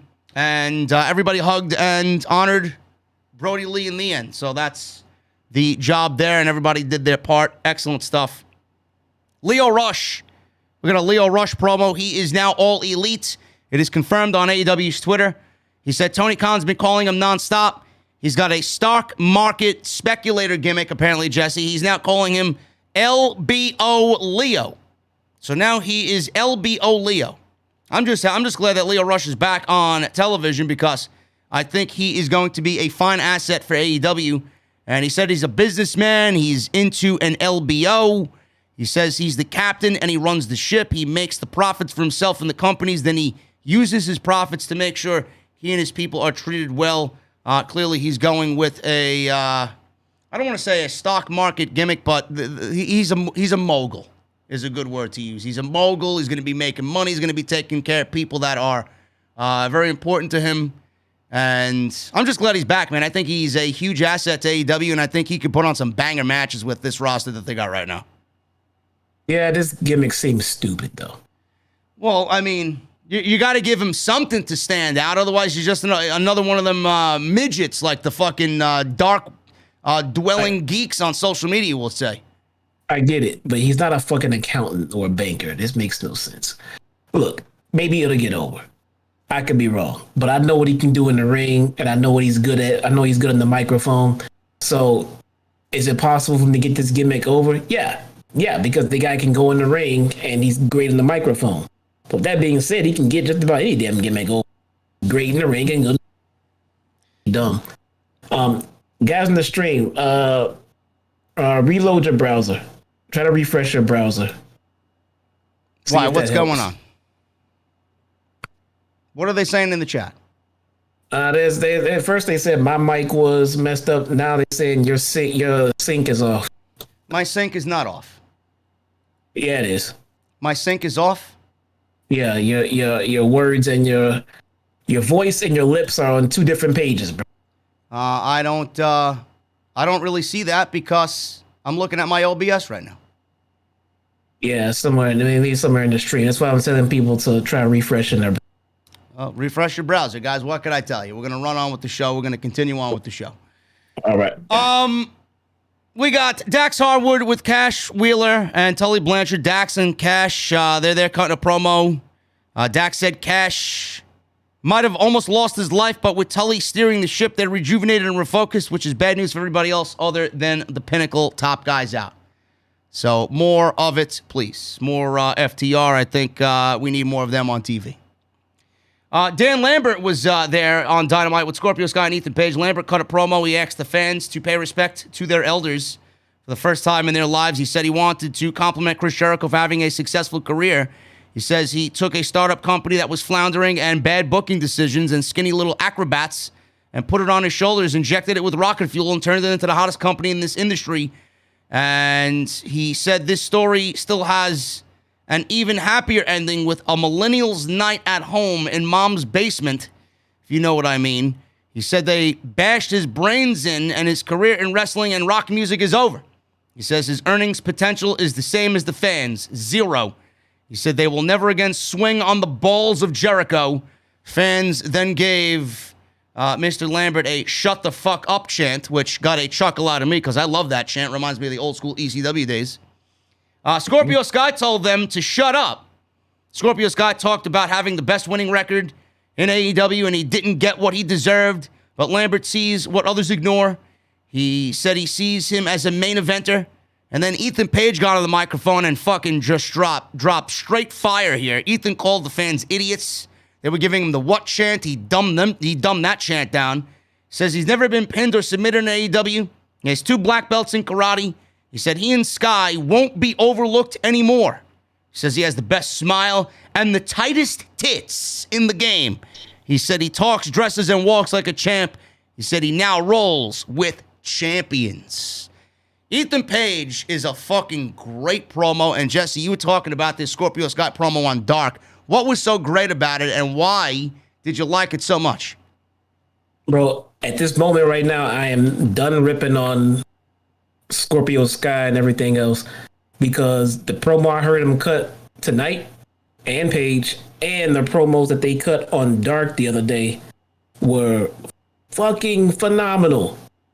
They were so good. I mean, best promo I've ever heard Scorpio Sky cut. And if that continues and the how they came off tonight with Lambert and themselves, they both individually cut great promos. they're gonna make it. Because again, never once did I question Scorpio Sky in the ring. I would never do that. That guy's top fucking notch. But the gimmick was going nowhere. His promos weren't helping. That's all gonna change if his promos are not gonna come off like they did on Dark and like they did tonight. He has been working on it. Someone's working with him. Something has changed because now Scorpio Sky sounds like a fucking killer. No, he sounded good tonight. I thought Ethan Page actually sounded better. Yeah, he did. He did. But I expect that from Ethan Page. I mean, I never once questioned his mic ability. But now, dude, Scorpio Sky, if you have not seen his promo on Dark this week, you got to go check it out. And MJF. MJF cut a phenomenal promo. And finding a good promo, picking out a good promo out of all MJF's promo is a very hard thing to do because they all come off as incredible. The one on Dark was one to pick out. This was worth going to watch. If you saw Dark and you saw promos, you know exactly what I'm talking about. If you didn't, go check them out. Ethan Page reminds me of the promos that I used to love back in the day while watching wrestling growing up. They're just so intense, really. Yeah. You know, I think he's awesome. Where do they go with these two? Do they start really building them up as a solid tag team? Do you see championship gold around these guys' waists? I don't know if I see tag team gold around them just because of how deep the division is, but I can definitely see adding a third to them. Mid of the year, add a third trios a division right there. I can see that all day long. Yeah. I would like to see a third added. I think they would be a fine addition to the Trios Championships when they're unveiled in the company. I think that would be a great spot for them. Yep. So I'm liking what they got going on here. This was a very good promo. One of the better top team promos, American top team promos. I thought this was very well done here. Take Conti and Anna Jay versus Penelope Ford and the Bunny. This one went about 6 minutes. Jay and Conti won. Go figure. Why would they lose when they're honoring Brodie Lee? Doesn't make any sense. So Penelope Ford and the Bunny take the L here, and Conti and Anna Jay win after the match. -1 comes out and hugs Take Conti and makes a lot of men jealous. So there you go. Fucking -1 and -1 getting all the women, bro. I mean, what the hell? He's got Tay Conti and Anna Jay, man. Who's better than him? Man. Jungle Boy's got to watch out, bro. Jungle Boy, man. At least -1 is a great wrestler. Jungle Boy sucks. Yeah, there you go. Jungle Boy is all. We don't like Jungle. Oh, I like Jungle. Jesse doesn't like Jungle Boy. No, sucks. Jade Cargill, Thunder Rosa, and Nyla Rose. Triple threat match happening on Rampage. That was announced. I don't know how that's going to go. Hopefully Rosa can aid in making Jade look a little bit better. So we'll see what happens there. Then we got Nick Jackson versus Bryan Danielson and a hair versus hair match with Jack Evans and Orange Cassidy. So that is the lineup for Rampage. MJF. I didn't think MJF was announced for this show, but once his music hit, I'm like, yes. Yes.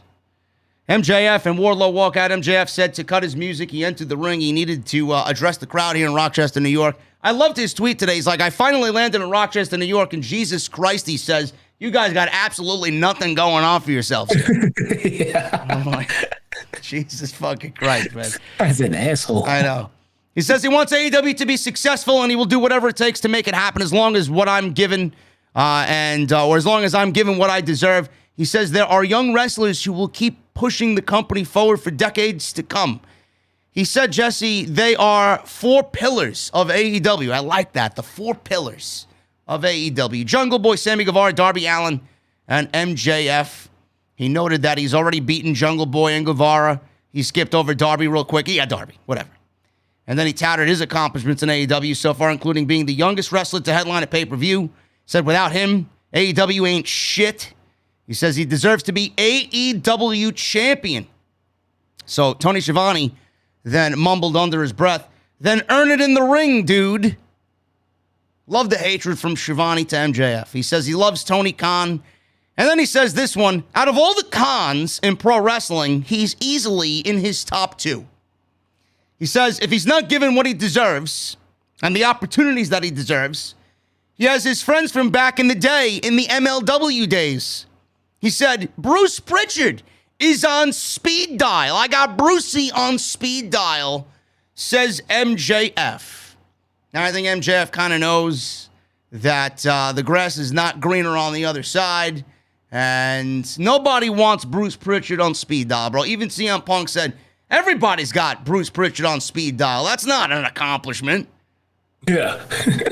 Darby walked out. Punk said, everybody has Bruce Pritchard on speed dial. That's nothing to brag about. MJF told Darby, as much as I like the whole school shooter mime on a skateboard routine, I'm not a huge fan of you interrupting me, bud. I love the way he just says bud after he just called him a school shooter mime on a skateboard routine. Call him a school shooter, man. He said he interrupted him because he's jealous of him. He said there's nothing wrong with being the second best pillar. He brought up athletes who were great at being number two. He said his friend was a great number two also. MJF says he's Michael Jordan, he's Babe Ruth, he's Wayne Gretzky. Darby asked if he's done talking. He says he keeps saying he's going to leave if he doesn't get what he wants. And he says, I don't care if you leave. The fans wouldn't care either. But I think we would. We don't want him going to Bruce. Darby says he is AEW for life until death. I'm glad to hear it. He said between them, he's the only one who has won a championship. MJF then says, well, listen. You love your Batman voice, and I respect you because you're straight edge. But when you were a little boy, you decided to get into a car with your drunken, sloppy, alcoholic uncle, and then you got into a little accident, and your uncle died. Darby closed his eyes. He took this deep breath, trying to hold back from just nailing this guy in the face. He said it's a travesty. Fans started chanting asshole. MJF said that night, the wrong man died. He told Darby to hit him. Darby said, no, Max, I'm not going to hit you because you will not break me mentally. He told him to keep talking. MJF took that as a challenge. He told Wardlow, they're done, and they left. Darby did not swing at MJF, and MJF just walked away. This was fucking great, number one. We all know how MJF is fucking incredible. We don't need to continue to make his ego bigger than it already is. Number two, if this is leading to a MJF-Darby match, I'm all for it. But, yeah, Jesse, was this, I for some reason, and I know I'm not the only one that thought this, because there was big CM Punk chants during this thing, so they might have thought the same thing that I was thinking. I expected CM Punk to come to Darby's defense here and get involved in the ring. That's why he was out on commentary, and I'm like, is this leading to an MJF Punk feud? Do you see the seeds not really being planted right now, but do you see it kind of leading and venturing to MJF and Punk? Or do you think this is just a mini feud between MJF and Darby? Well, they can't afford to do CM Punk and MJF right now because MJF just lost and Punk is not going to lose. So they're going to book themselves into a corner right there. Darby just lost. Yeah. Yeah, Darby. Darby. What do you do there? I don't know.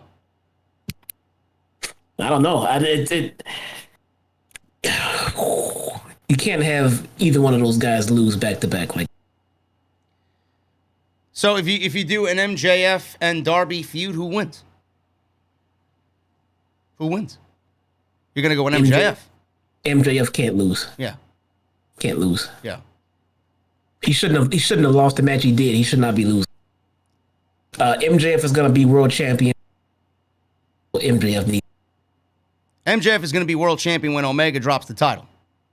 Yeah.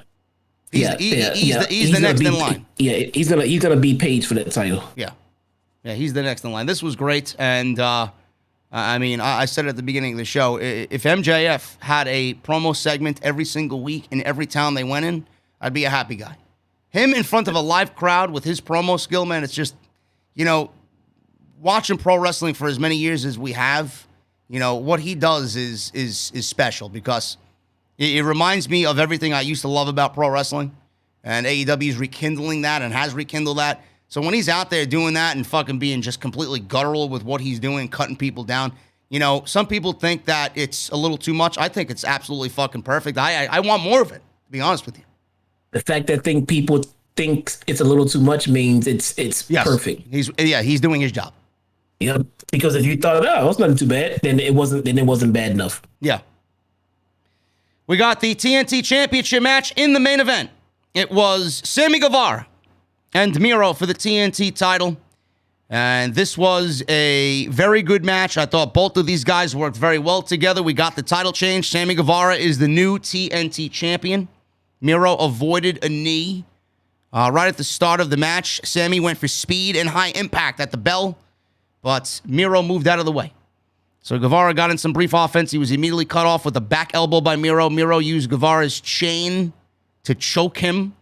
Guevara fired up, used a high crossbody, sent both men down to the floor. Guevara sidestepped a running attack from Miro, sent him hard into the ring steps.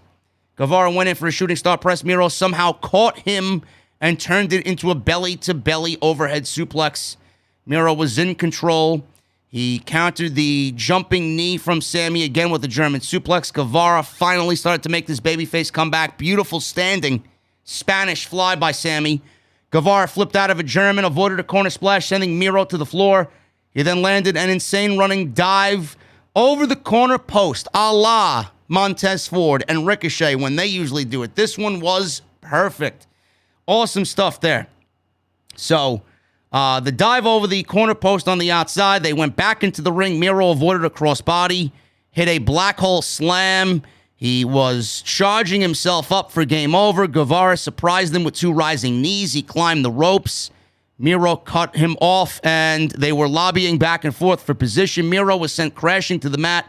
Guevara landed a diving uppercut. Guevara wanted to hit him with the finisher to go to sleep or to go to hell, but Miro fought out, hit his signature thrust kick or machka kick for a near fall. Miro was then frustrated. He started ripping the turnbuckles off, Jesse, and then Fuego del Sol ran down, got Miro's face. He got a fucking right hand right to the face. Fuego went down. This distraction allowed Guevara to hit a big rising knee. Finally, this sent Miro headfirst into the exposed turnbuckle. Guevara then hit Fuego's Tornado DDT, which was a nice send-off, and then the go to hell, and that was not it. He nailed the go to hell. He climbed up to the top rope. He gave Miro the double middle finger down, and then the 630 senton, and the TNT Championship was won by Sammy Guevara. 1, 2, 3. Confetti fell from the rafters. Guevara celebrated with Fuego, and that's the way the show went off the air. Did you like the way that they kept Miro looking strong here? The frustration that was mounting on him, that he couldn't put Sammy away, led to him ripping off all the turnbuckles in frustration. It was the making of his own demise, and Sammy took advantage of it. Did you like that ending, or would you have preferred it to be a cleaner victory than what we saw tonight? Again, everything about this title change and Miro's run was done to perfection. Yeah. Some might say it could have gone longer. Look, I think we're splitting hairs at this point because it was not a short title reign. I mean, they went on with 20 minutes before the top of the hour, so they were given enough time. Yeah. They had the time. I mean, it was a meaningful reign.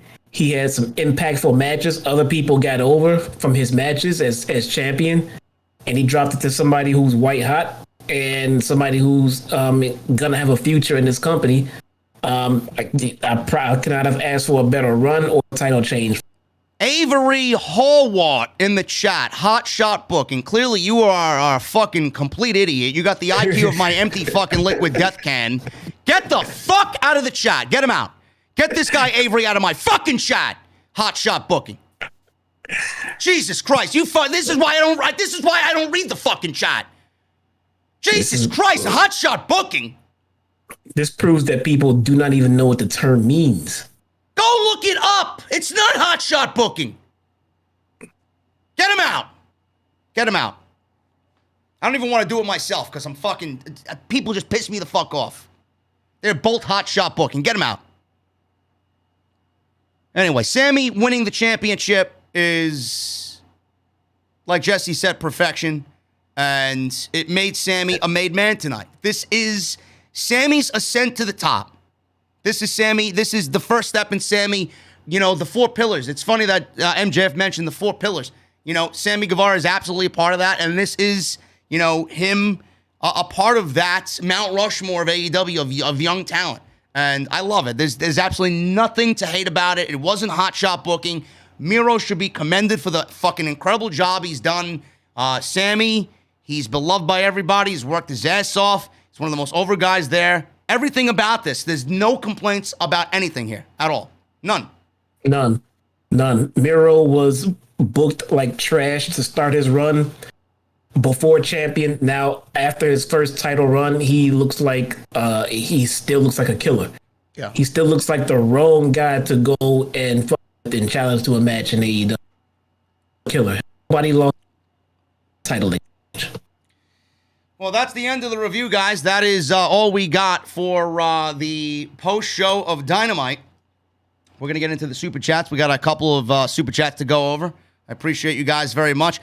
There's a topic that I wanted Jesse to tackle here. He's better off talking about it than me. I've mentioned this in brief passing a couple of weeks ago.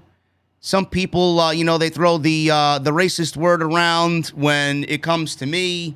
And I mentioned that there are no black athletes on this roster that are on the level of Kenny Omega. We're not going to start making black athletes world champions because of the hashtag black wrestling sells. When you get to Omega's level, and if you are built up correctly to a point where you are the logical challenger and opponent to take down Kenny Omega, then I'm all for putting the championship on a black wrestler in AEW.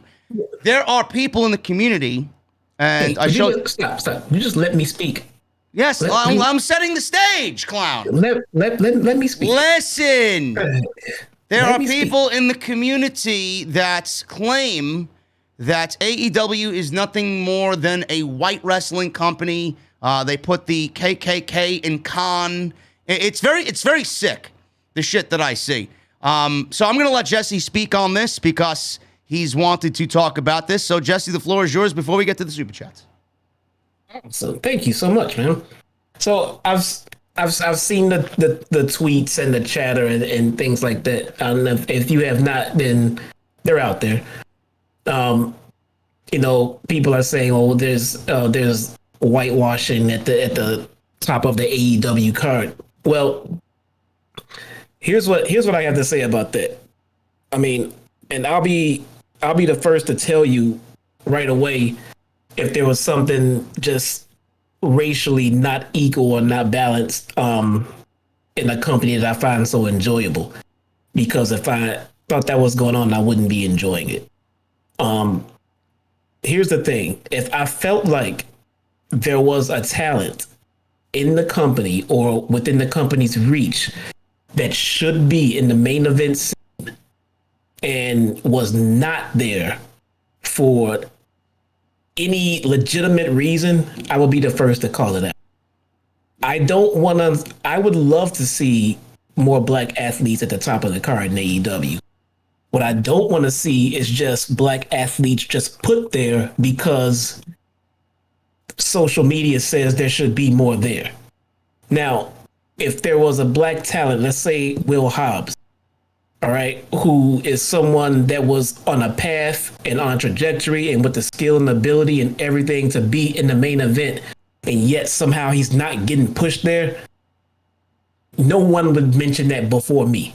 No one. I'll be the first one to say, well, this guy's being passed over. My whole thing is I don't like seeing anybody passed over for anything other than their in-ring ability or promos or behavior backstage or any of this. But just to say, well, there should be someone there. Okay, I'll hear you. So who should be there? You can't just put someone there just because of their skin color. The same way you should not allow someone there just because of their skin color. You put the best talent that you have at the main. Now, if there was a talent on the roster that was clearly outperforming others and not getting a shot, again, no one will be saying anything faster.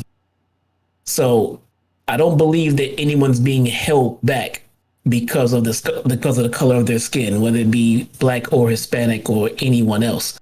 So until that happens, I'm not listening to those tweets. I'm not listening to those people, no matter who they are or what they're saying, because it's not right to put someone in a spot or stop someone from getting a spot just because of diversity. I mean, and that's what I'm going to say about that. I mean, Scorpio Sky is loved by AEW and management. If you can't tell that, you're an idiot. I mean, the guy is loved. The guy is being protected, help, being given every tool he needs. Advances. When he gets to the point where he should be in the ring with Kenny Omega and he keeps getting passed over, I'll bring that to the forefront. You know, if there was a free agent out there, a black free agent out there that could easily sign to the, and they're not signing him, that would be brought to the forefront. But unless anyone can tell me right now that there's a black athlete signed or a free agent that should be at the top of AEW's card and for some mysterious reason is not, then that's an argument that I don't believe in, and I'm too much. Bro, I mean, everything that you said was on point. You know, Will Hobbs had the match of his life last week against CM Punk. You're not putting anybody in that spot against CM Punk. They gave it to Will Hobbs. What does that say about Will Hobbs? Look at the work that Scorpio Sky has done. Like you said, everybody loves him. Look at Dante Martin. Look at the fucking role that he's been given in light of his tag team partner, his brother being out. They didn't have to fucking use him. Tony Khan's giving him the platform to go out there and get his shit in. Look at Max Caster and Anthony Bowens. Those two guys, you see Max Caster live in concert. Tony Khan loves those guys. Loves him. Loves these guys. And when they get to the level where they should be higher on the card, I won't even just say, I'll say if it looks like they should be excelling on the card and they are, and they have the talent, again, I'll be the first to point it out that this person should be up. I wouldn't immediately put it on a racial stand, but I would say right away, this person should be moved up. And I get it, the roster is crowded, so maybe we'll get there. You can't sit and say, okay, one person isn't moved up at all, and it's a race issue. Guys, how many weeks in a row have we said this is crowded? Private party. Tony Khan loves those guys. Tony Khan brought in Mark Henry. Mark Henry is one of the most respected men in this fucking industry. Look at Jade Cargill, how protected she is. I mentioned Jade Cargill during the Double or Nothing post-show scrum, and Tony Khan's face lit up. I mean, they just signed Leo Rush. They just signed Hey, did we forget Brandy, the chief brand officer of the company? I mean, it's just ridiculous, the shit that I see. I passed this shit to Jesse, and he's like, what the fuck? Like why? Look, I mean, I'm the kind of person that I wholeheartedly believe and agree in racially, but I'm not the kind of person that's going to say, well, there are no black people on the show, so that's not right. Well, the way you do something is you get a black talent that can be moved up the card and be put there, not just say, put somebody there just because. That's not what I want. I don't want somebody there just because. I want the best wrestlers there. And that's what they have up there right now. And they are working on other talents that are not all white. So I don't get, it's like when you're successful, people are going to try to poke at your, they just want you to just fall. Yeah. So just don't feed into it, people. So if my word is worth anything to you, don't feed into that crap. When we start seeing talent, black talent, young talent, Hispanic talent being passed over for no reason, nobody's going to call that shit out. Yeah. Nobody. There you go, folks. There you go. Thank you. Said my part. Thank you for listening. Let's get to those super duper chats. Let's get to these super chats, guys. I appreciate you guys hanging in for the duration of the show. Let's start at the top. Ryan Heisler with a $5 super chat. Bro, here's to hope Capcom is revealing something tomorrow during Tokyo Game Show for the 25th anniversary of Resident Evil. Been a huge fan since OG RE2. I will keep an eye on that, man. I didn't know there was a 25th anniversary of anything or a Tokyo show tomorrow, so I'll keep an eye on that. Thank you for the $5, brother. They just made a Resident Evil. Resident Evil Village was the best game of the year, in my opinion. It was pretty damn good. Hoyt Reynaldo with a $4.99 super chat. Hey, JD, tonight was fire. Can't wait for the anniversary show. What is a good fruity flavor beer or liquor to try? Love your show. And what's up, Jesse? Hoyt, I got out to Philadelphia yesterday. We went to Lancaster to go visit the Victory Brewing Company. And I found out that one of my favorite breweries, Southern Tier, was also out there and sold at the Victory Brewery. And I seen that they have this new pumpkin for the flavor of pumpkin for the fall. Pumpkin and cola. If you guys can find any of that stuff, that's my fall flavor, man. Pumpkin, nutmeg, cinnamon, caramel, anything like that for the fall season, man. Anything like that's your go-to for the season. Also, did you ever find out what a Von Wagner or what a hook is yet? I need to know what the hype is all about. I don't know what the fuck a Von Wagner is, man, and I still don't know the allure about Hook yet. Sin Hook. I don't know. Sin Hook. Michelle Moran with a $2 super chat. Darby, MJF, you going to be sweet nasty promo by MJF. Ulysses with a $2 super chat. Dynamite was dynamite tonight. Pun intended. There you go. Look at it. Phil with a $50 super chat. Sorry I haven't been on the stream lately. I started a podcast with a few friends. It may seem like a shock, but you're the inspiration for me doing this. If there's a way I can contact you on how to improve my podcast, that would be great. Phil, congratulations, bro. Thank you for the 50. Email me, man. Email me and let me know it's you, and I'll give you whatever tips I possibly can, bro. Ulysses with a $10 super chat. Adam Cole traded one black and gold brand for the other, the better one, baby. I wonder if his jacket is on sale, because it's pretty badass, and I would buy it along with Adam Cole's shirts. Give it some time, man. The way that he's over, I would not be surprised to see the jacket made for AEW shop. Adam Cole is coming off as more over than CM Punk right now. Yeah. Yes, he is.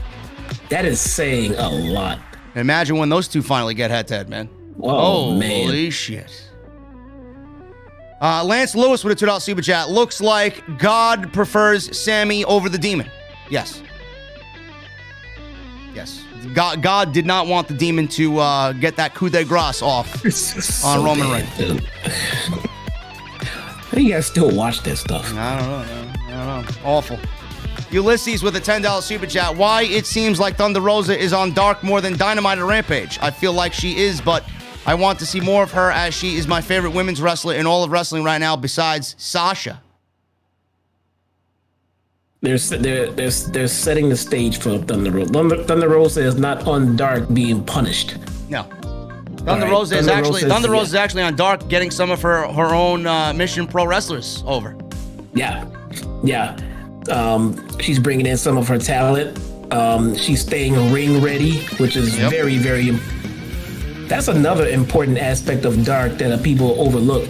If you're not on TV, if you're not on Rampage, Dynamite, just sitting around or just working out in the gym is not enough to keep you ready to go when they, for a title feud. But if you're on Dark in matches, you're staying ring ready. So the second they need Thunder Rosa to get in there, Britt Baker, she's ready to.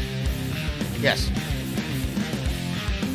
Tony Brown with a $4.99 super chat. JD and Jesse, I'm a disabled veteran, Army veteran, going through a divorce after 30 years. I look to your podcast. It puts joy in my heart. Tony Brown, sorry to hear that, brother. We are always here for you, man. Always. Bro, not too many people can do what you did.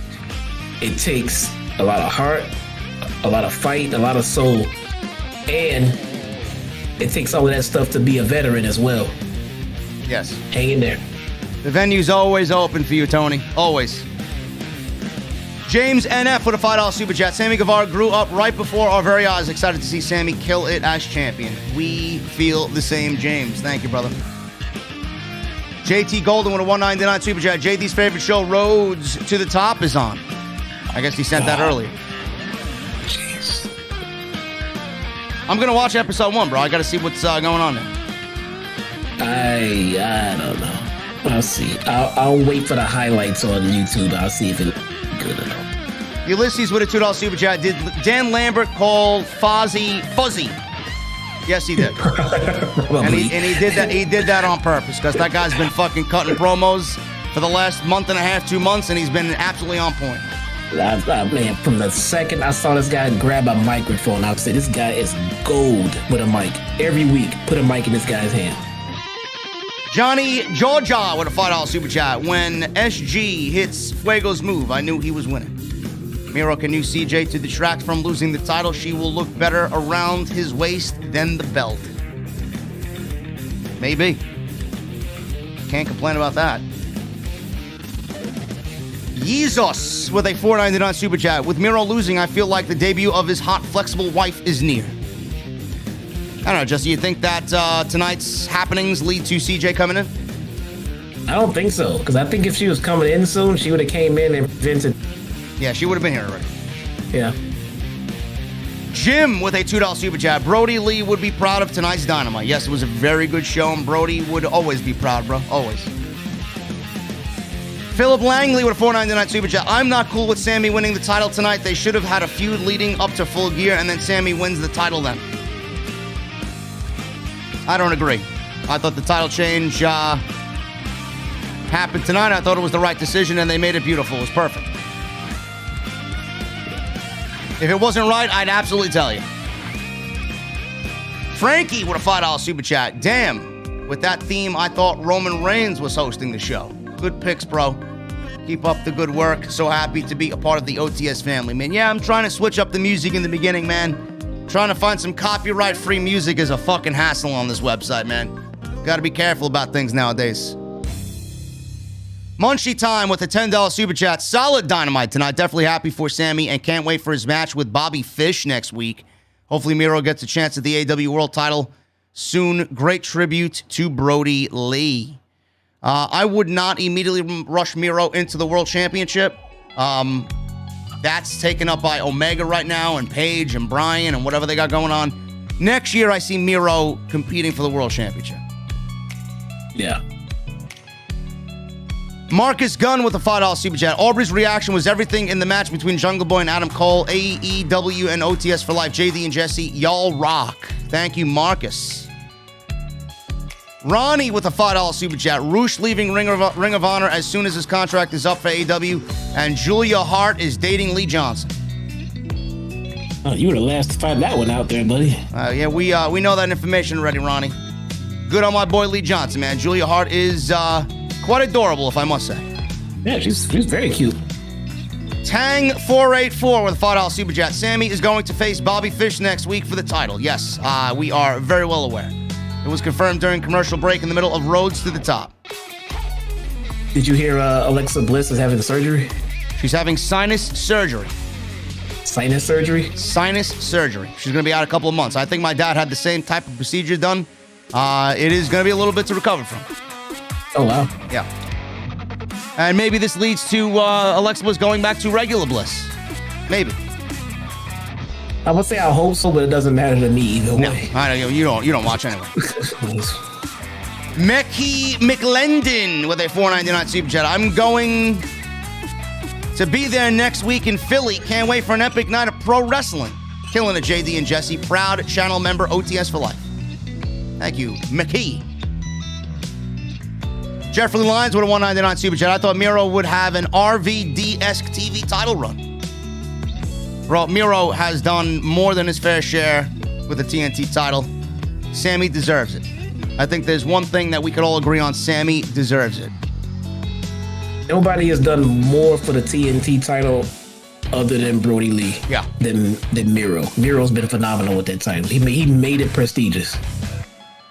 Sean Gillespie with a $4.99 super chat. Obviously, it's early, but who do you think is the one to take the title of Sammy? There are so many great options. MJF, Malachi, Hobbs, Andrade.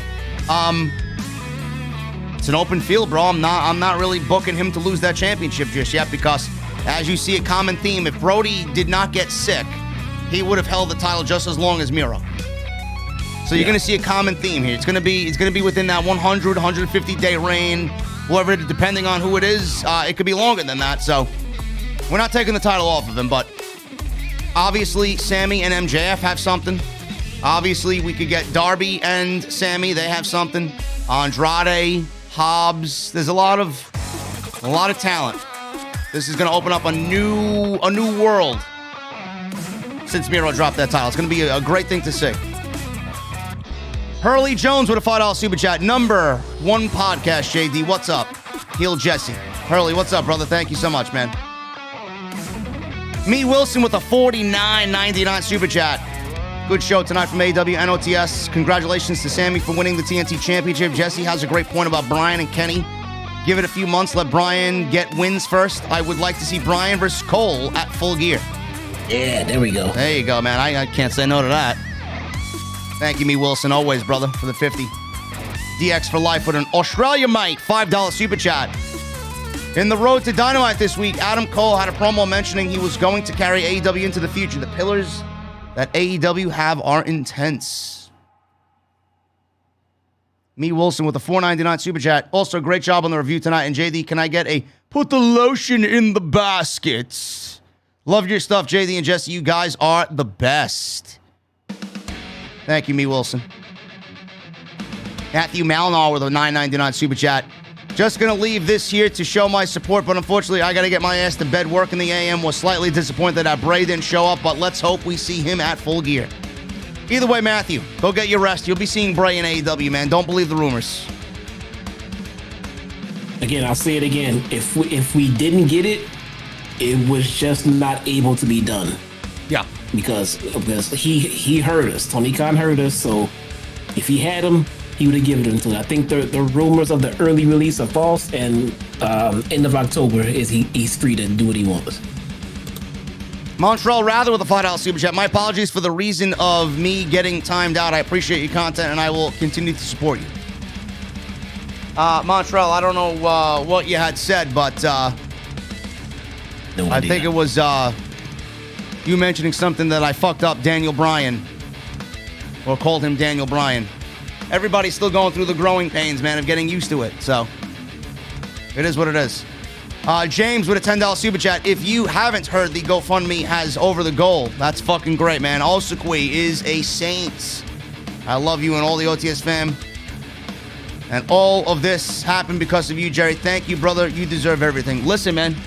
The power of the show, man. You never know who's listening. And Osakwe is a fucking saint indeed, bro. Keep us updated on everything, man. Anthony Bayless with a $50 super chat. Thank you, Anthony, man. It's a lot of money.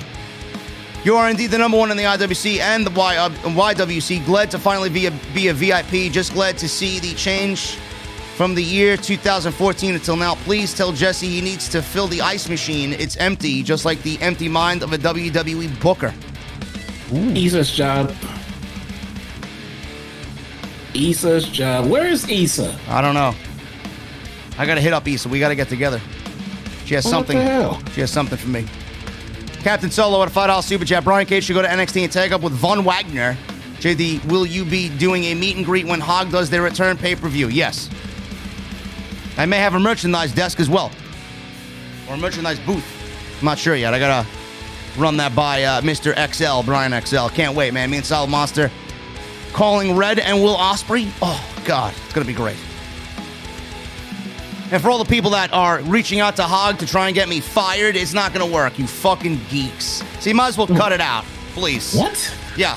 They're still tweeting. They're tweeting the House of Glory official Twitter account clips of me and Alexa Bliss. Still. Like, guys, it's not going to work. As soon as it happened, I apologized to Red and Brian. So I spoke to both of them. It's not happening. So give it a rest. Keep doing it. Give it a rest. Robert Lamo, what a $5 super chat. As long as Tony is not too controlling and still working with the talent about ideas, then I don't mind him being the only one in creative. I agree. It makes sense. It's normal. Yeah. That's the normal thing. The abnormal thing was having a bunch of people with creative control. So, I mean, this is normal. It's okay. There's no dissension in the ranks. Trouble in paradise. Anthony Bayless with a $10 super chat. Dynamite was an okay show. I'm one of the few that thinks Adam Page needs to take the AEW Championship off Omega. What if Page does come back and the main event of Full Gear is Omega versus Page versus Bryan? No, it's going to be a one-on-one match, man. No. Sunny Impact with a $5 super chat. JD, why so much hate for Wyndham choosing Impact? We are a part of the Forbidden Door, too. Don't forget. Plus, as long as it's not WWE, who cares? Because Impact is watched by nobody, Sunny Impact. Nobody watches Impact and nobody gives a shit about Impact. Wyndham Rotunda is a worldwide renowned pro wrestler. You want Wyndham's creativity to be fucking holed up on Impact and not be seen in front of millions of people? Come on, bro. This guy has main evented big time pay-per-views. He's held the WWE title. He is one of the most creative minds currently in this business, and you want to hide him in Impact? No. Hooligan with a $5 super chat. All aboard the Titan train. Whee! Take that L, Adam. Should be his new name. Impact. Ha ha ha. Oh, man. You can have Braun Strowman, Sonny Impact. You ain't getting Wyndham. No.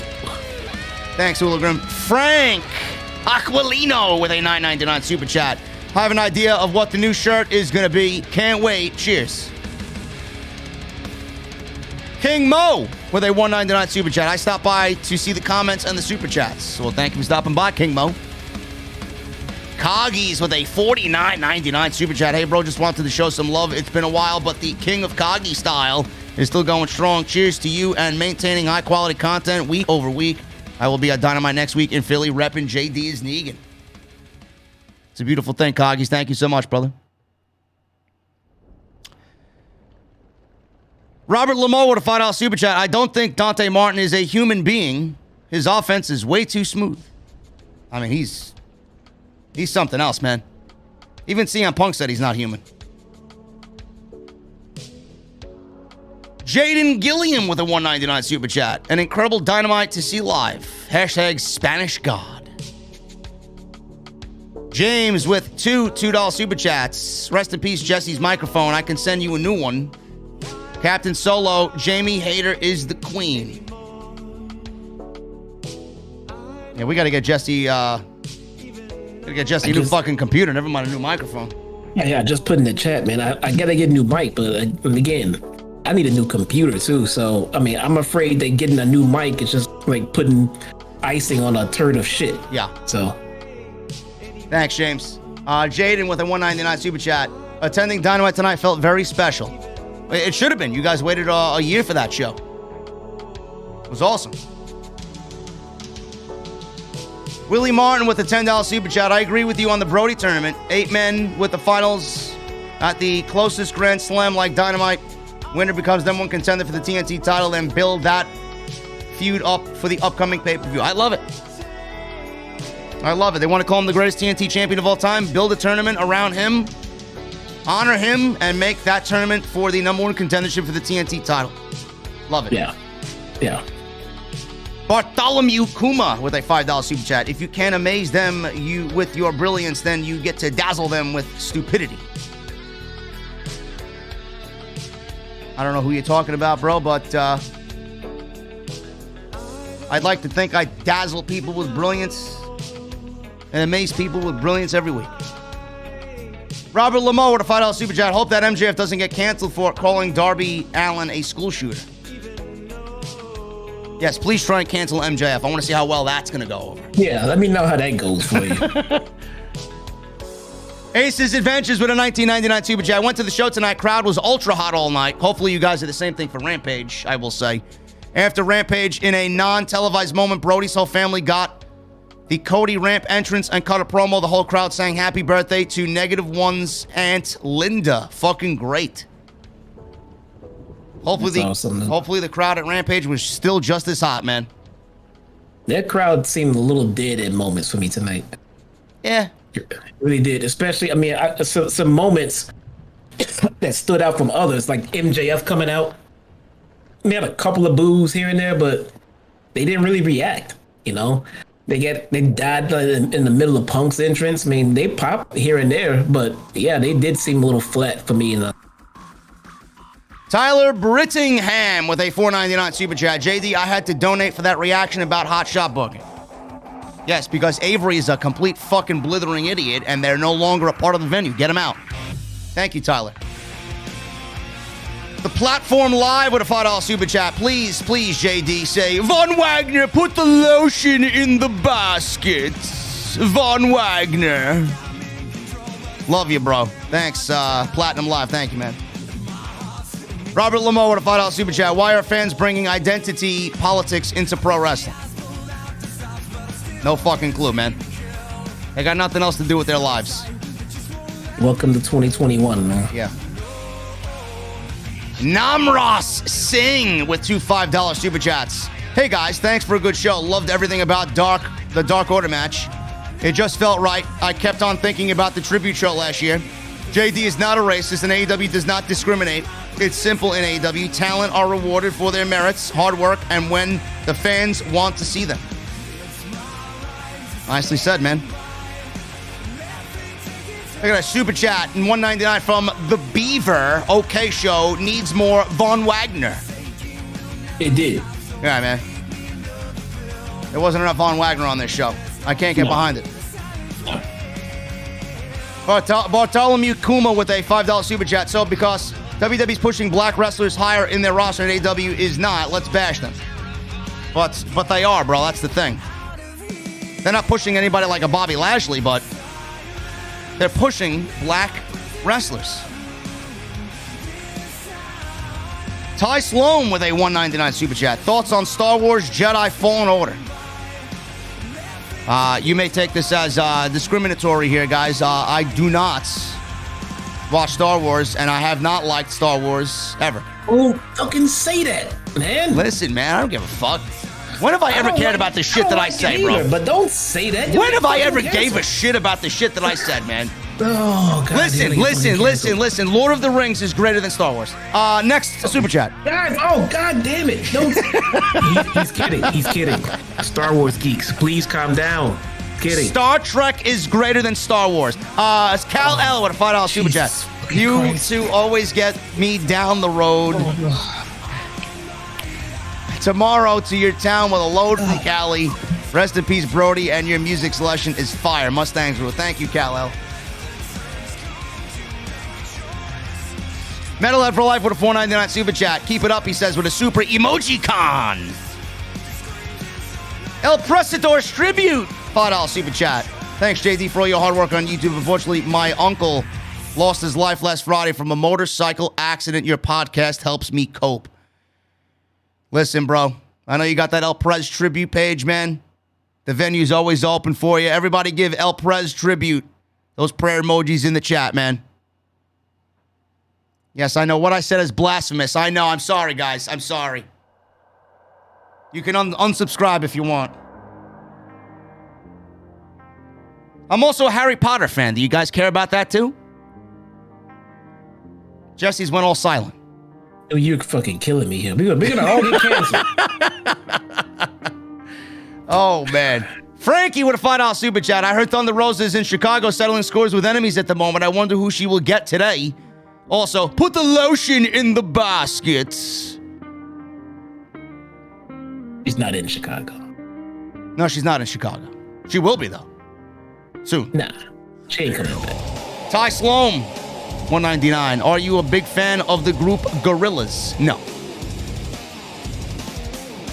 Ronnie Kolak with a $5 super chat. Do you think MJF will get Hammerstone to come to Pinnacle? I don't know. Hammerstone looks like another Brian Cage to me, man. I don't think he'll fit in the mold of AEW. He's more of a Vince guy. Man, I really do think, man, if you put Cage and Hobbs as a tag team on Raw, how would that not get over? I don't know. Brian Cage would get over on SmackDown. I don't. All day. Monday Night Raw, I can't see anybody on Monday Night Raw kills everybody. Yeah. Hollywood guy with a $5 super chat. Since TK is doing all the creative decisions, do you think Vince has to release some power? Your thoughts? Yeah, he does. He's been the same showrunner for the last 30 years, man. He did. He released Seaman. Yes, he released. Yeah, WWE released Seaman. Yes. Yeah, Vince released Seaman. Yes. Did. Ty Sloan with a $1.99 super chat. Thoughts on Vanguard, Battlefield 2042, and new GOFW. What the fuck is that? I don't know. Vanguard was terrible from the beta. I'm very interested in playing the Battlefield beta when it is available. I will be hopefully streaming some Halo this weekend on the new PC. Bought myself a new Xbox Elite Series 2 controller. Should be ready to go. And you're going to have to do a lot to take me away from Destiny, man. I'm enjoying Destiny now. More so than I have. Yeah. Oh, fuck. Iron Banner. Shit. I did all that today, man. All done. Oh, goddamn. Sting 29J with $11 super chat. People talking because WWE is a black world champion and that company has a long history of racism. So when AEW has that history, talk to me. Double A talk. Yeah. Go talk to Arn Anderson about it. Yeah. Johnny Georgia with a $2 super chat. Brodie dropped TNT because sick or because Cody came back to TV? What? I don't know what you mean. Brodie dropped the TNT title because he was ill, bro. I don't know what you're trying to say there. Ty Sloan with a $1.99 super chat. Thoughts on the Jets and Giants being 0-3? New York football sucks. What do you want me to say? Oh, the Braves beat the Phillies tonight is what I want to know. Let me see. Yeah. Braves win the division. Tied. Braves win the division. Oh, they did? Yeah. Phillies 5-game out now. Trying to be like the White Sox. Look at this. Yeah, look at that. Please behave with a $5 super chat. Adam Culver's Jungle Boy was so great. Luke Gallows is holding down Carl Anderson in the mid-card. I don't want to see them on the show anymore, period, bro. They don't really add any value to the show. They don't, and they're annoying on BTE as well. Yeah. Anthony Hayes with a $5 super chat. Adam Cole, baby. Looks like a badass version of Jesus, and I love it. Britt Baker is dating Jesus. It's a new one. Brett the Hitman Hart with a $2 super. What happened? Okay. Brett the Hitman Hart with a $2 super chat. Jerry, do you miss seeing me with the winged eagle belt? Yes. My favorite WWF title of all time.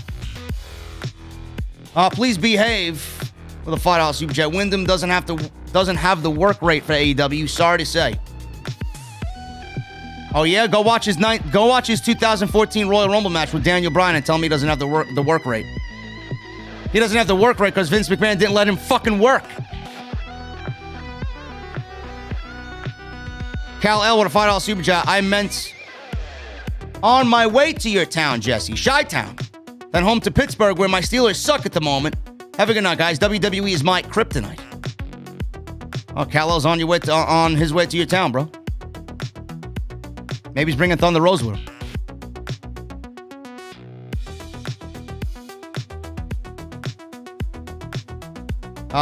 What do we got here? We got all these fucking super chats, man. Hold on. Bartholomew with $5 super chat. I refreshed YouTube 10 times and you're still out of sync. And Jesse, you keep getting cut off. Maybe it's your internet, bro. I have no fucking idea. Brett the Man Hart with a $2 super chat. Jerry, Vince loves BBC. He has a sweet tooth for it. Thank you, Brett. That's some damning information, man. I don't know where you got your sources coming from, but thank you. James with a $2 super chat. Jesse, if you need a new PC, DM me on Instagram. You gonna buy me a new PC, bro? I wouldn't doubt it. Somebody said they were gonna give me a PlayStation 5 when I was at the All Out show, man. There you go, man. James wants to buy you a PC. Johnny Georgia. The fucking tongue twister, man. $2 super chat. Look at Hobbs' last tweet. He's watching OTS now? Is he? Let me see. I gotta look this up now, man. Powerhouse Hobbs. What about him? 5 days have gone by and I'm still riding this wave. Thank you, Tony Khan, for believing and trusting in such a high-pressure spot. CM Punk, I'll catch you again. Yeah, that guy's being buried, man. Yeah, I don't know why you would think he's watching off the script, but yeah, he excelled in that role, man. He looked good. JT Golden with a $1.99 super chat. Speaking of Harry Potter, Jesse, get my butterbeer. What is butterbeer? I have no idea. And I'm not the bartender. Coggies with a $5 super chat. Von Wagner is your Patronus, JD. I guess so. Kal-El with a $2 super chat. Superman movies are better than Star Wars. LOL. I didn't even like them either, man. I hated all those Superman movies. Those I didn't like them either. Anthony Bayless with a $10 super chat. I don't hate WWE. I can't stand watching rematch after rematch. It's like deja vu WWE style. Jesse, you make JD's podcast much better even though your mic keeps cutting in and out. I work on the mic, guys. Thank you, Anthony. So what you're saying is you don't like the solo podcast I do the 5 other days of the week? No. It's much better when I'm here. Oh, okay. Nice to know. Yep. Please behave with a $5 super chat. Do you like Game of Thrones? Star Wars is horrible. Oh, man. Please behave is a bigger fucking villain than I am, man. Star Wars is horrible, he says. You guys are not getting me fucking canceled, man.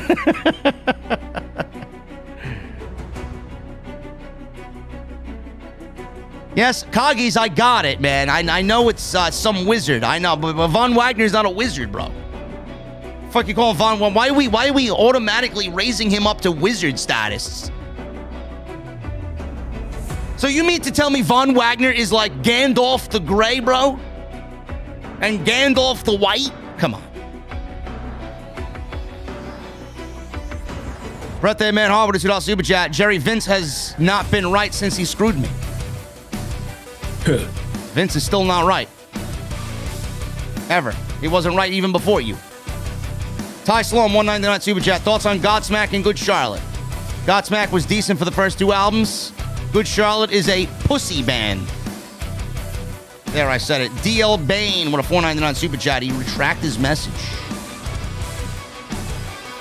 Captain Solo with a $5 super chat.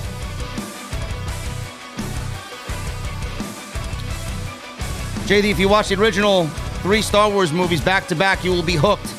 Forget the others. And Harry Potter, bruh, really?